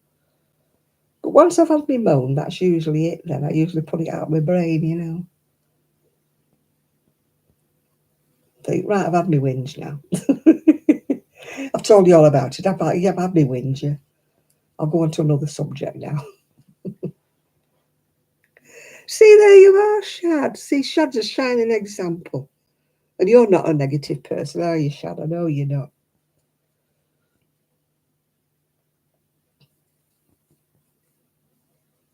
Oh, the private hospital. Oh, my goodness me. Was it fancy? Oh, I walked through the, sliding doors, gorgeous carpet, waiting in the waiting room, beautiful sofas.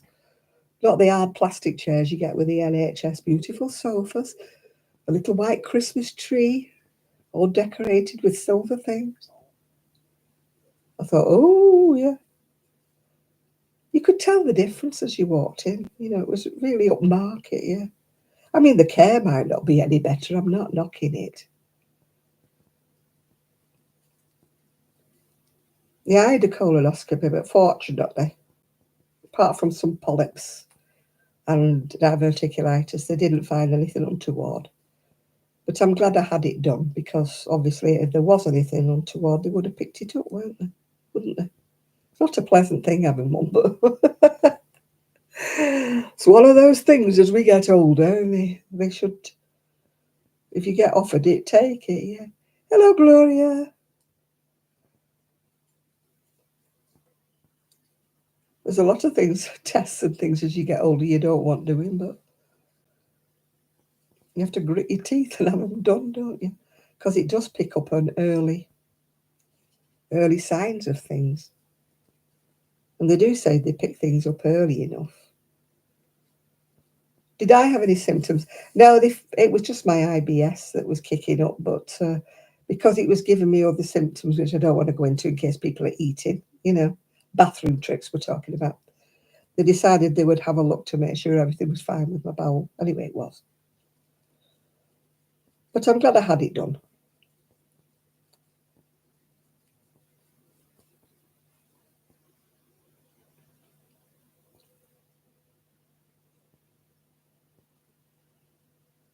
Yeah, they don't push for tests here. They send you for tests in the UK if they think that you need them. But they don't push them on you if they don't think there's anything wrong with you. They have to have a reason why they refer you for a test.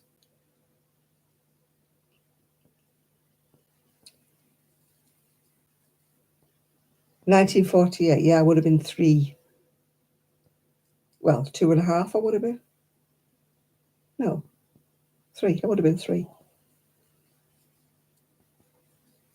And now we're in Bevan. Good man that was. Of course, all systems have flaws, yeah. No matter how many computers they use, there's always the human element, isn't there? The human element who forgets to press a button and book you down for a test, or forgets to keep you logged in somewhere. There's always a human element that causes a bit of havoc, isn't there?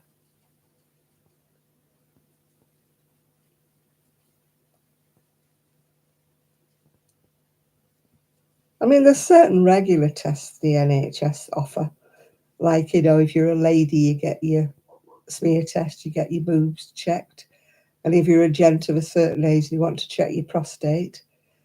There are certain sort of tests that happen at a regular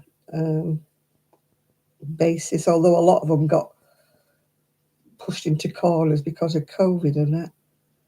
But I think they're back up to running on your normal tests. But like at my time of life now, they've stopped doing those tests. They reckon at my age I'm less likely to get breast cancer or any cancer of the cervix and things like that. So I suppose it's like everything else. They've only got a certain pot of money, haven't they? And they choose to throw it at the people that they think are the most vulnerable.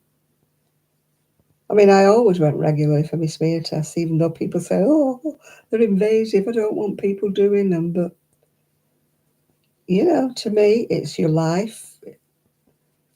If they do detect, cancer of the womb, they do detect cervical cancer and things like that. I mean, I would go, certainly. If they sent for me now, I would still go. Anything that's preventative is good, I think. Yeah.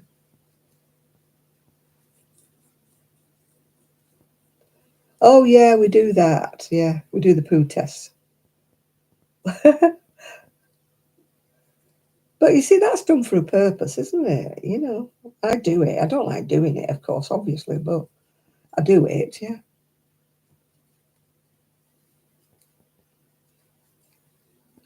You just have to not think of it as being an icky thing. You've got to think it's for a medical reason. I've got to do it, yeah.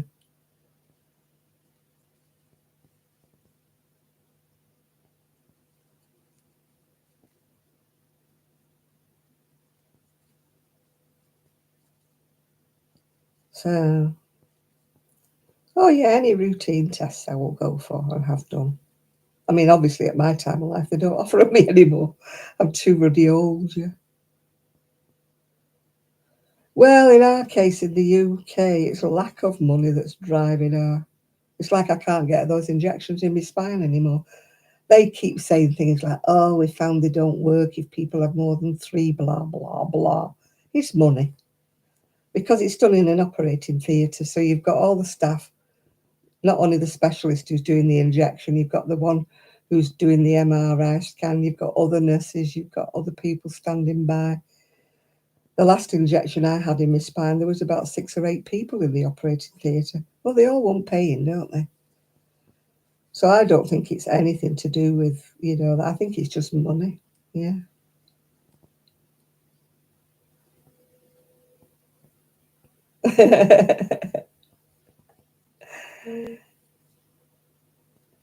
Yeah, they sent me mine through the post.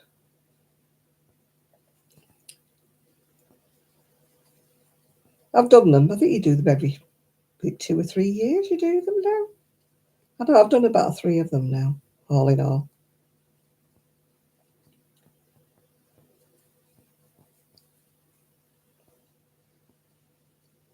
As I say, it isn't pleasant, but you just get on with it and do it, don't you?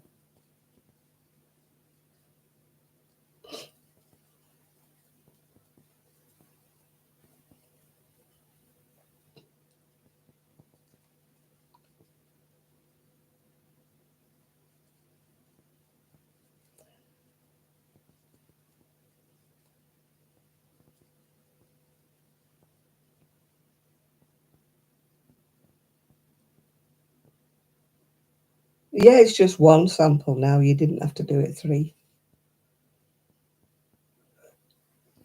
What you wouldn't do your poo sample, baby.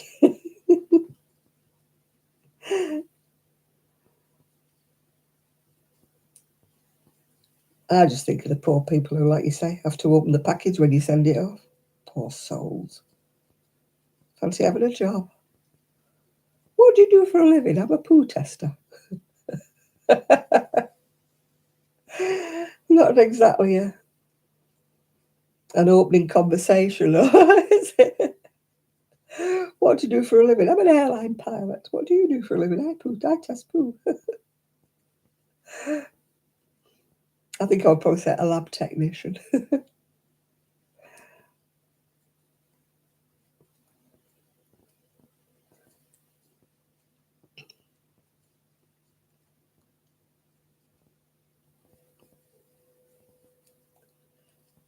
Must be quite an interesting job, though, when people are doing slides of different things and looking at them under a microscope to see.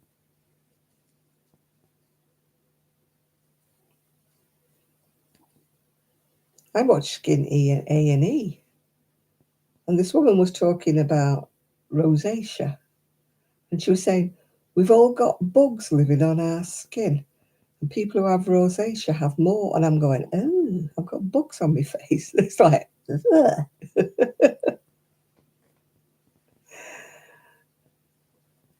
I know probably we do have microscopical things living on us, but it's just the thought. When she said that, I'm like, oh, I've got things living on my face. Oh, it's not a nice thought, is it? Things creeping about on your face. Oh, God.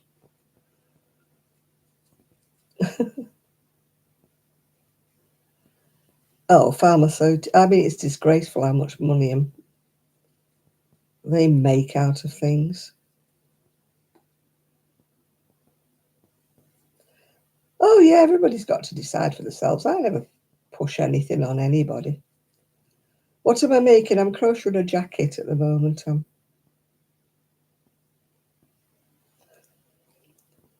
No, I never say to people, oh, you've got to do this, you've got to do that. What I would do is my opinion, isn't it? I would go for tests for everything. But if somebody decides they're not going to do it, I wouldn't say, oh, you're wrong, you need to do it. But it's their decision. It's free world. As I've said before, can't force your opinion on other people. There's a lot of people in this world try to do. Whether it's politics, religion, or whatever it is, a lot of people in this world try to force their opinion on people. I am right, you are wrong, and all that. I don't believe in that. I don't believe in it. Thank God we live in a free-speaking country. Well, more or less. Except Facebook, who tell us we can't use certain words and we can't use certain things. Otherwise, you get a naughty girl. You get put in Facebook jail, don't you? If you happen to say the wrong word or the wrong thing by accident, you go in Facebook jail.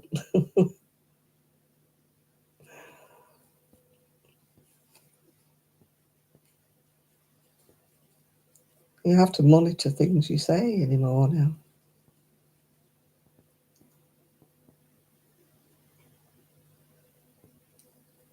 My friend's just got new glasses, but they were wrong. Anyway, she's gone back. And my cousin's son used to work where they made the prescription lenses. And he said if they're not ground right, then you can't see out the middle of them or what if they're ground a little bit off.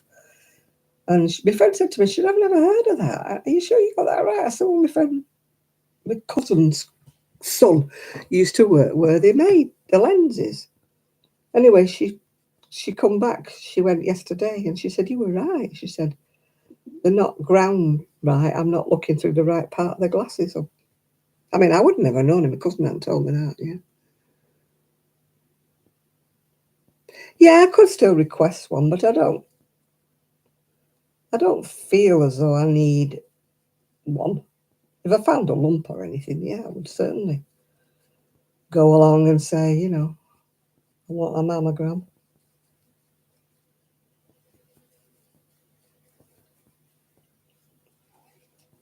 I suppose it's all to do with money, isn't it? They fire the money at the people that they think are most at risk, don't they?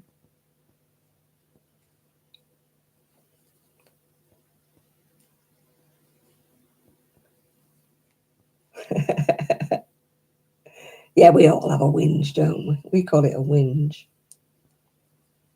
I can have a whinge with the best of people if something's really upset me. Oh, I've had a shingles jab. And I actually had my pneumonia jab. I never knew they did them. My diabetes nurse jabbed me. Are you going now, Isaac? Good night. Sleep tight. No, I had my shingles jab before I came here. Quite a while ago. I know I was older than 65 because I'm 78 now, so it was probably maybe 7 or 8 years ago I had my shingles jab.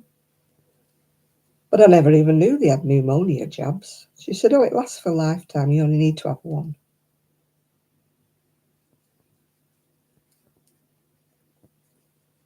Oh, I know it's not a nice thought, is it, Mimi, to think of all the bacteria growing inside you. I like to think of them as being good bacteria, happy bacteria, not bad ones.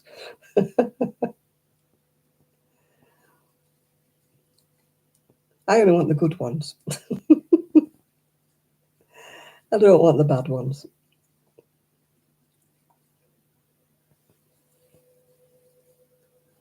I want to be a happy little bacteria girl. Oh, dear.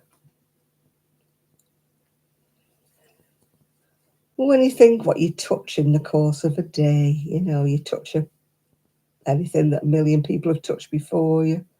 Touch the dog, don't you? You don't know where it's been. Has it been digging in the garden or anywhere? Has it brought any soil in with it or worms in with it?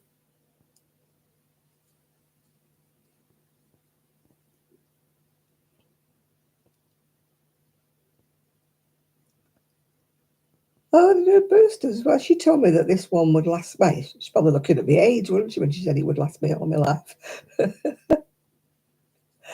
I've never had a pneumonia jab before because I said to her, have I not had one before? She went, no, you've not had one before.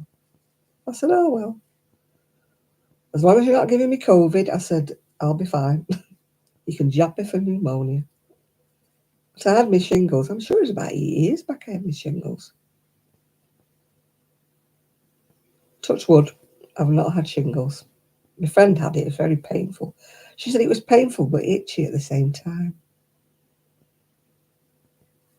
Oh, there's a booster for shingles. Oh, but no, they told me it was a one-off. But medical science changes its mind at any given time, doesn't it? I was told I would only need the one, but heaven knows.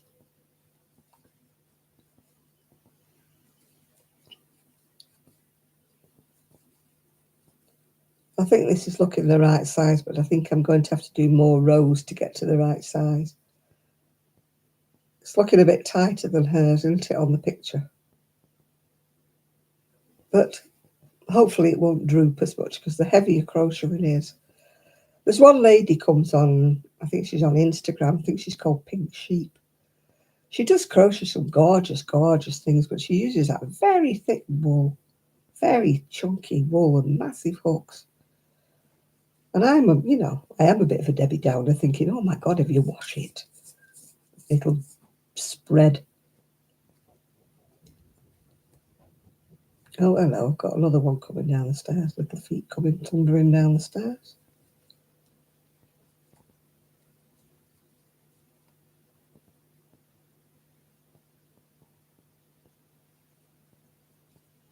Oh, right, you didn't get it till the 60s. Oh, I phoned Sue, or did she phone me? I can't remember which way around it was. I spoke to Sue the other day. Her hubby's still waiting for his spinal op. I thought that Scotland was a lot better NHS-wise than we were, but doesn't seem to be. Oh, you had a two-part one. I only had the one. I only had one injection, yeah.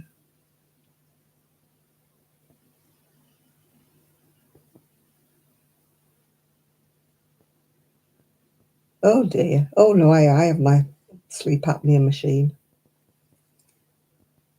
It isn't so much that you sleep too much, it's the quality of sleep that you get. I was waking up really, really tired and I was falling asleep all day long. And bear in mind, I was driving at the time and I had a job to go to. And I was literally dropping asleep at the desk, which isn't very good if you're public facing and you suddenly nod off. I had no control over it whatsoever. I just used to go. So that's why I have a sleep apnea machine.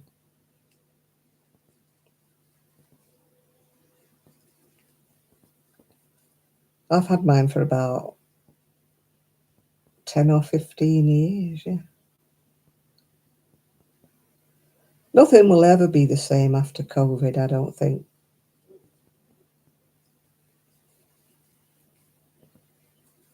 I mean, the doctors are not seeing the same number of people that they did. The hospitals are not doing the same appointments that they did.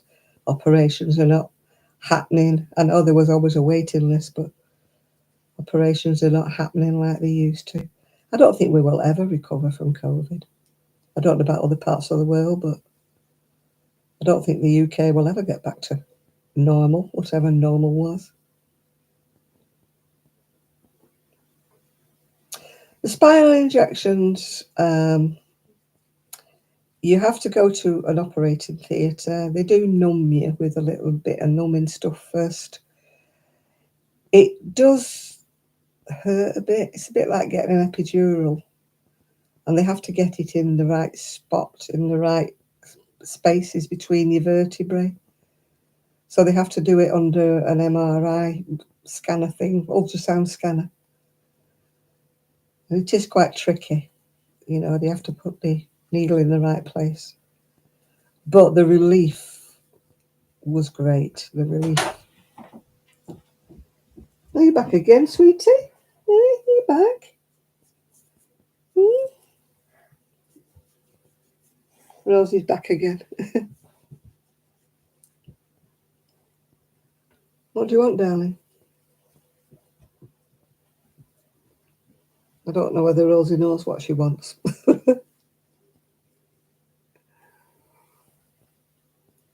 Oh, I would love to have another spinal injection, but they won't do it. I think I had 3. And they tried to say they don't want to give you more than 3, but hey ho. I'm sure if I had the money, I'd get them all. But I wouldn't like to think how much it would cost to pay all them people in the operating theatre, yeah. I think mine are nerve block injections I had, yeah. I wouldn't be without my sleep apnea machine. I've been living with it now for about um, probably about 20 years now.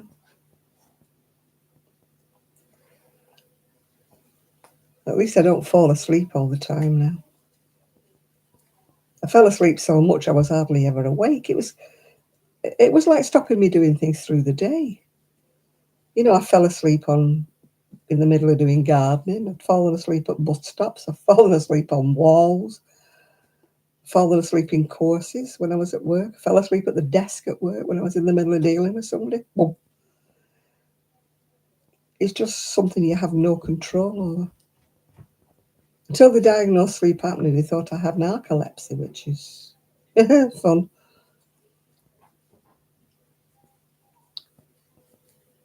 But I must admit, since I've had my machine, most of the time I'm not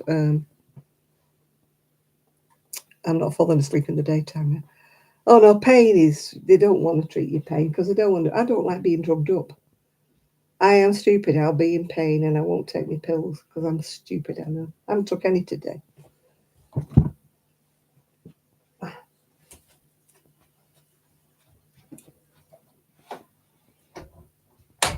I don't mind keep getting up, shutting the door, Rosie. That's fine. Look at that bumpty, bumpty, bumpty, bump. I've got 3 layers on underneath here, so that's probably why.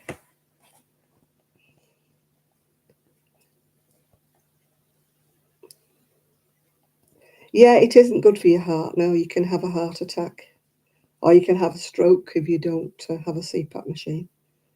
That's what I got told. You get used to the machine. It isn't, at first, it's like sleeping with a Hoover on. But now it's just like white noise, and I can't actually sleep without it now.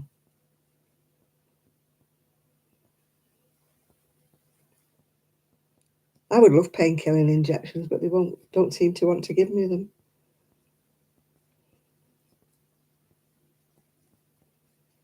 I haven't tried for a few years. Maybe things have changed. I don't know. I tell you, I'm one of these people who hates going to the doctors. I really do hate going. I put things off and procrastinate and say, no, it'll be fine tomorrow. I'll be okay tomorrow. If I have a bad pain day, I'm like, no, I'll be fine in the morning. I'll be fine. I really hate going to the doctors.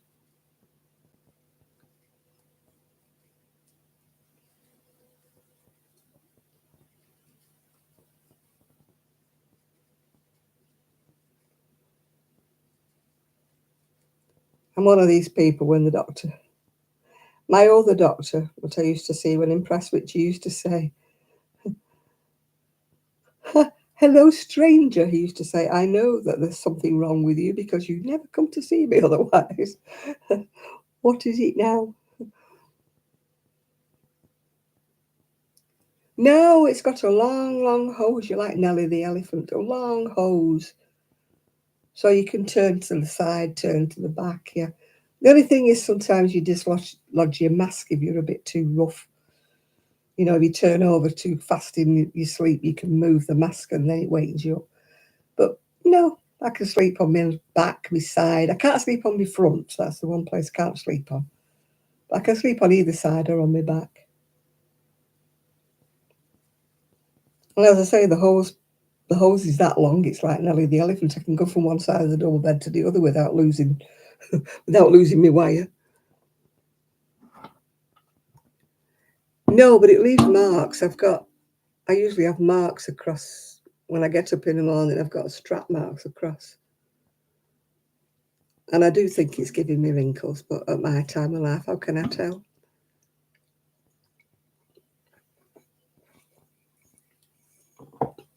If I get up first thing in the morning when I've gone out, you know, there's still this big strap marks across because you have to have it tight enough so it doesn't move around. Yeah. There's different kinds of masks now. The only one I can use is the one that goes over my nose and my mouth. But there are smaller ones that just fit up your nose now. But I mouth breathe. So one that just goes up my nose is no use for me. But if you nose breathe, you can have such really little tiny dainty ones that just sort of fit up your nostrils, yeah. But it doesn't really make my face sweat, no.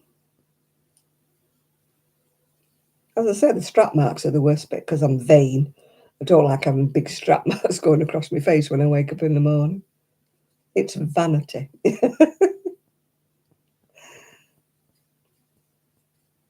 Yeah, I can't sleep without my mask, Val. You're right there. If I go and lie on the bed sometimes in the middle of the daytime and I don't put my mask on, yeah, I have. I used to get like impending doom nightmares when I. Oh, mouth guard didn't work for me. Neither do those things that you pinch your nose together and all them other things they sell you. They don't work. If you need a CPAP machine, you need one. You'll get used to it. It's a bit faffing at first couple of weeks. You think, my God, I'm never going to get to sleep wearing this thing on my nose. But eventually you just get used to it. And as Val says, you get nightmares if you don't have it. I used to have sleep paralysis where I would wake up and I wasn't breathing and I knew I wasn't breathing and I couldn't breathe. And you can't take a breath. It's like your whole body's kind of paralyzed. And just when you think, oh God, this is the way I'm going to die because I can't breathe.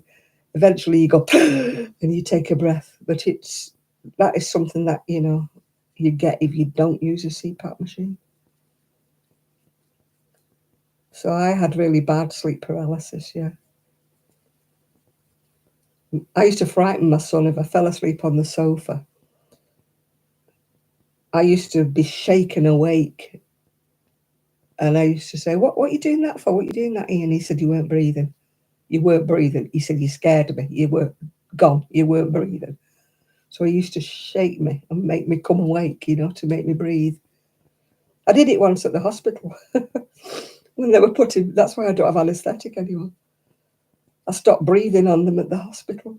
Made the anaesthetist panic like mad.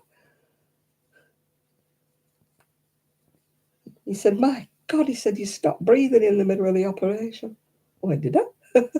I said, well, I do have a CPAP machine. He said, I wish you'd have told me that.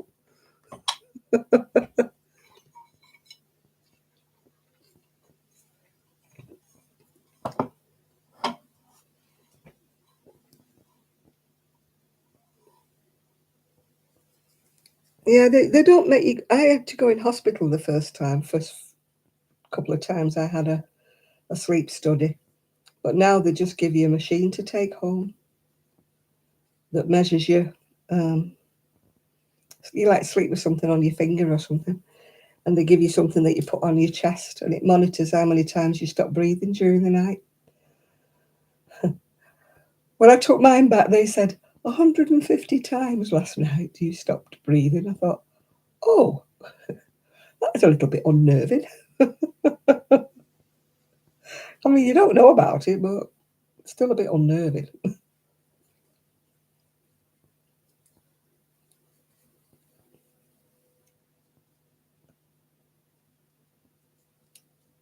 Yeah, now you don't go in hospital. They just give you machines and they loan them to you, and then you take them back the day after. And they read the readings on this machine.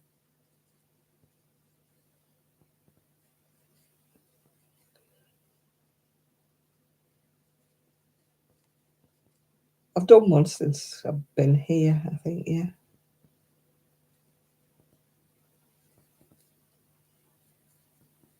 I've got an appointment on the 14th of this month to go. My mask's broke as well. I've had it stuck up with like sticky tape. Because would you believe they can't order me a new mask that's the same as what I've got? I've tried other masks and they don't work. I don't know why they can't order me this one. It's a brand they don't deal with, apparently. I said, well, Manchester got them for me, no trouble. They said, oh, Manchester's got a bigger budget than we do. Well, get me one from Manchester then. I could buy myself one, £65 off Amazon. Yeah, I'm full of tricks like that.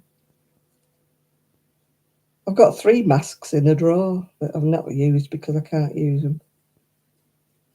But they won't take them back because once you've tried them and you've breathed in them, they can't take them back off you. So why can't you sterilise them? And they went, no, we can't take them back once you've had them on your face. And I'm like, I wasted money. So I've got 3 new masks. The CPAP forces air up your nose when you stop breathing. So it won't let you stop breathing. It senses that you aren't breathing and it shoves air at you. So it keeps your airway open when you stop breathing. So you don't have these apnea moments when you're fastened up to your machine. Clever stuff. Oh, it's like even the drugs, isn't it? I mean, the pharmaceutical companies can shove the prices up as they want. And I don't care what they say, but those generic ones, they're just not as strong. I mean, they gave me some painkillers once that weren't the proper cocodamol. They were generic. And I went back, I said, they're not working. And they said, they're exactly the same as the ones, they're just a generic version. I said, well, they don't work. I said, look, I take painkillers. Well, I did. I don't now. Take painkillers all the time. So I know the difference. I'm taking these generic ones and I don't know what they are. They might as well be sugar. You know, because you're just giving me placebos as far as I go. All right, Mimi, goodbye. Yeah, they might as well have been a placebo because they didn't work. I said, I get more painkillers out of paracetamol, yeah.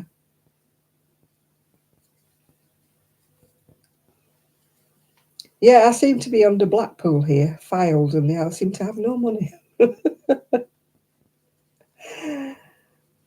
No money. There's no NHS dentist. You can't get your feet done. You can't get a chiropodist here. You have to pay for everything.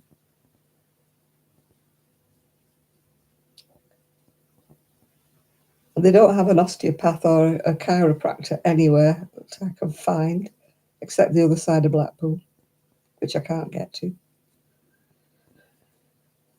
There isn't one in Fleetwood at all. There's not one in Cleveland at all.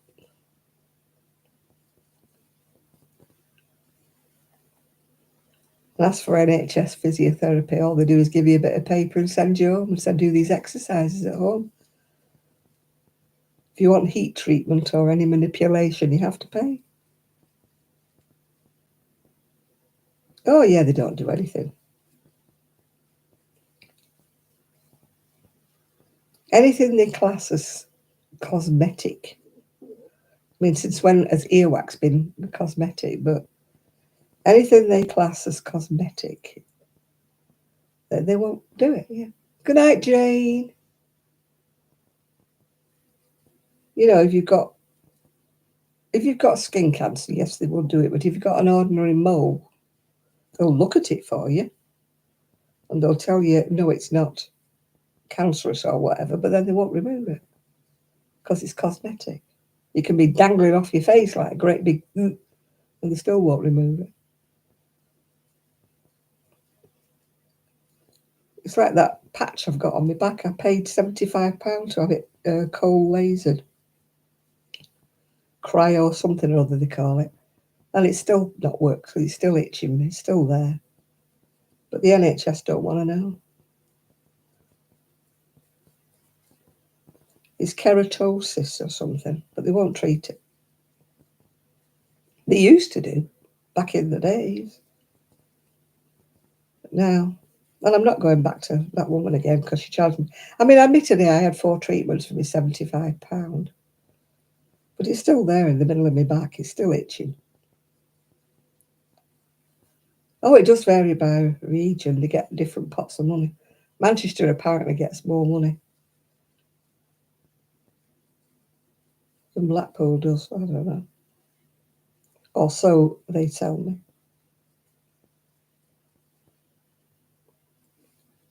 It's all ruled by different authorities, isn't it? No matter where you live. I mean, at one time, Scotland, it used to be fantastic. You could go anywhere in Scotland, get an operation like that if you lived in Scotland. But Sue, who now lives in Scotland, said it's not the same anymore. I mean, her hubby's been waiting for some treatment on his spine for absolutely ages. A couple of years now. I mean, at first it was COVID. Couldn't do this, that, and the other because of COVID, but now he still can't get it done. Yeah. I wish this lady would give you measurements instead of. I've had it frozen 4 times, my keratosis, and it's still there, and it's still bubbling, and it's just as bad as it ever was. I don't know whether I've got to go back.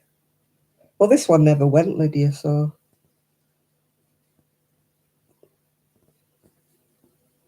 I think that was as much as she would do for me, £75, you know.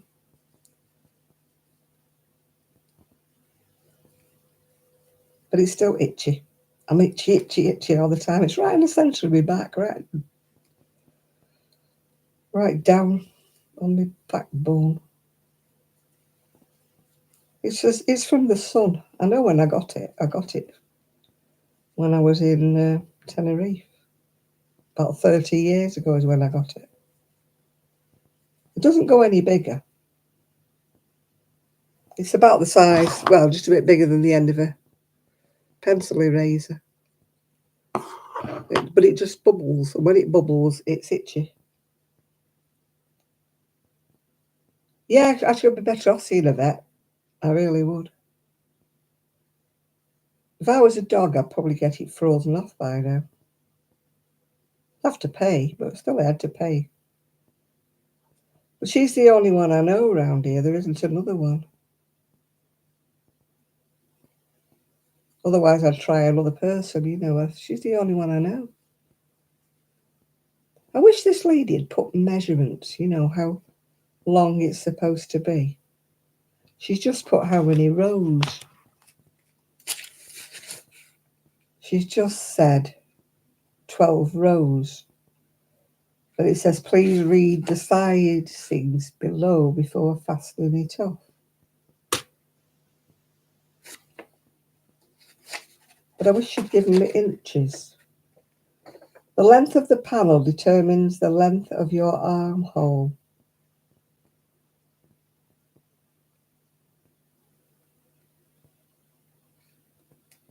Oh, I see, it's not the full length, it's just the armhole. But still, she should give me inches.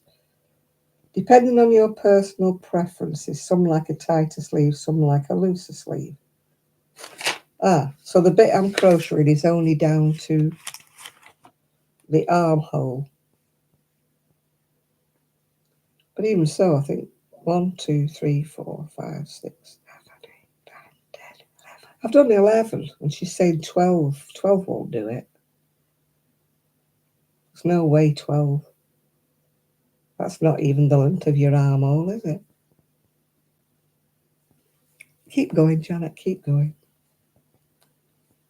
You're going to have to do some adaptations. When people say, which pattern did you use? I'll be saying, well,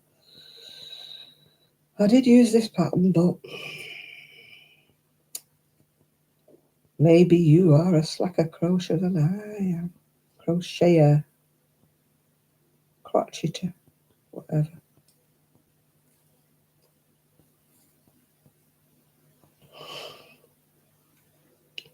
Oh, it's getting near the witching hour. Not been keeping to. That's because I came on late, isn't it? That's why. It says it's 23:55. Nearly beddy bow time. Yeah, I think I need to do at least 8 inches for an armhole. That's what I'm kind of thinking. It would be 8 inches for an armhole. I'll keep going. But I'm going to go to bed in a minute. I'm not exactly tired, but I didn't sleep well last night, so really I should take my painkillers and zonk myself out. It's Sunday tomorrow. I can have a lie-in. The only thing I need to do is take some stuff to the shed. But if it's cold and it's icy, I'm not doing that. And sort out what I'm going to wear for Monday. Because I've put all my summery dresses away, all my going outy frockies. But I'm not going to get one of them. I'll have to make do with what I've got.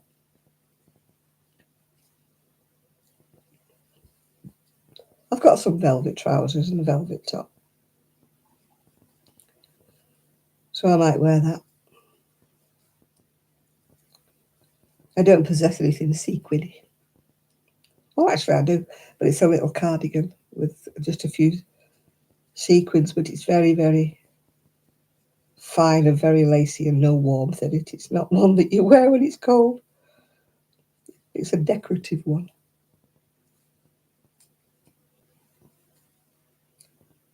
I'm actually a bit hungry. So I need to go maybe make a piece of toast or something.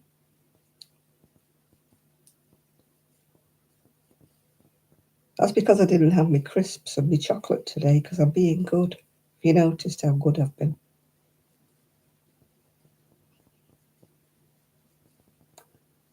Well, so it's been a bit of a shorter do today because I couldn't get on early enough.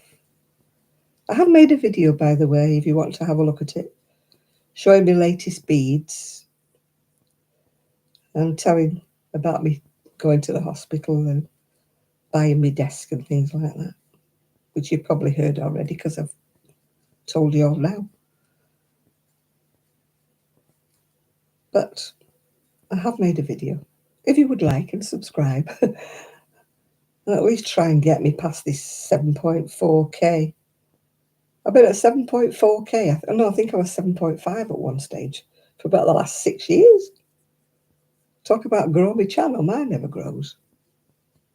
I'm like Billy No Mates. I've got my stalwart few, thank you very much, and I'm always grateful to everybody who stays with me.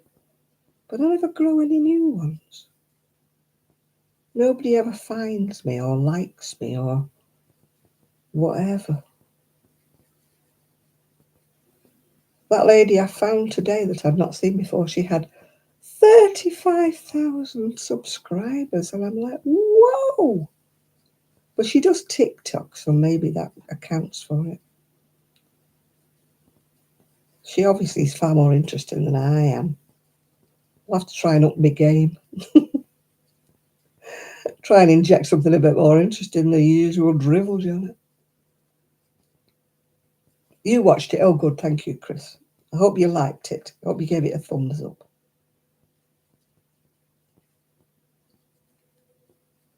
Apparently, you know how many comments you get. I do tell them to like and comment, but nobody ever does. Nobody ever likes comments and nobody shares me. I swear they don't.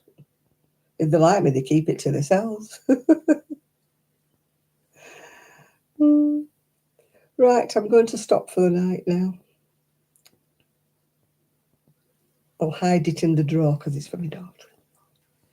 And I don't want her to see what I'm doing until I've done it. So I'll hide it in the drawer. She doesn't usually watch what I'm crocheting anyway, so... But I'll hide it just in case. Oh, I put it in my empty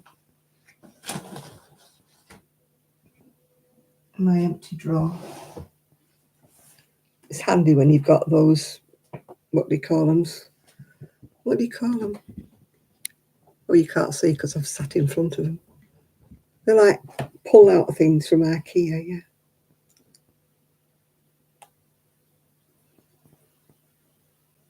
Yeah, I don't know. Yeah, I don't know how they do it, Chris. I really don't know. I just don't have the knack, whatever. It's not about money, because I never get paid much anyway, as you know. It's not about money. It's just the fact that my channel never grows, and you just find it a little bit kind of, does nobody like me? Whacker.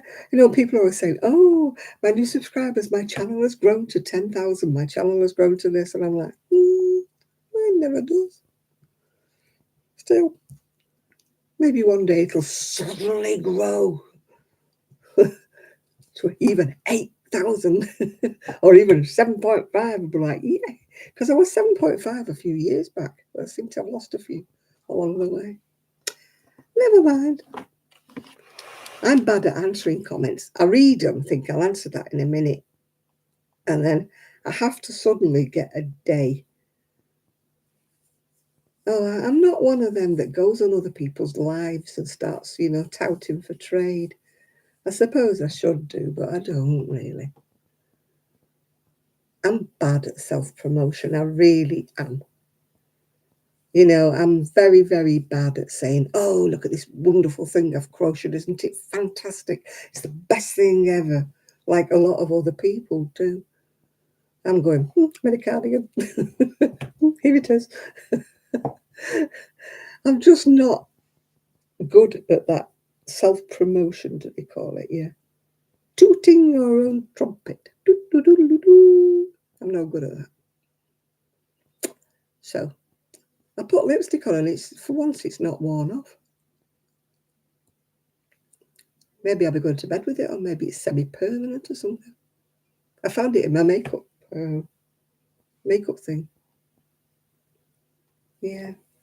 Right, anyway, I'm going to go. So thank you all for keeping me company as usual, even though it was shorter and I couldn't get on in the first bit. So do like, subscribe, and tell all your friends. You've got to like Jan. She's a nutcase, but she's fine. She's fun. So I shall speak to you all very soon, and hopefully I'll make a video in the week if I get a chance to, when I show you my new desk, even if I haven't got my new laundry basket. But I have to wait while I've moved my washing. Yeah, don't think you want to see me smalls. So I shall speak to you all very soon. So bye for now. Thank you for watching. Bye now. Bye.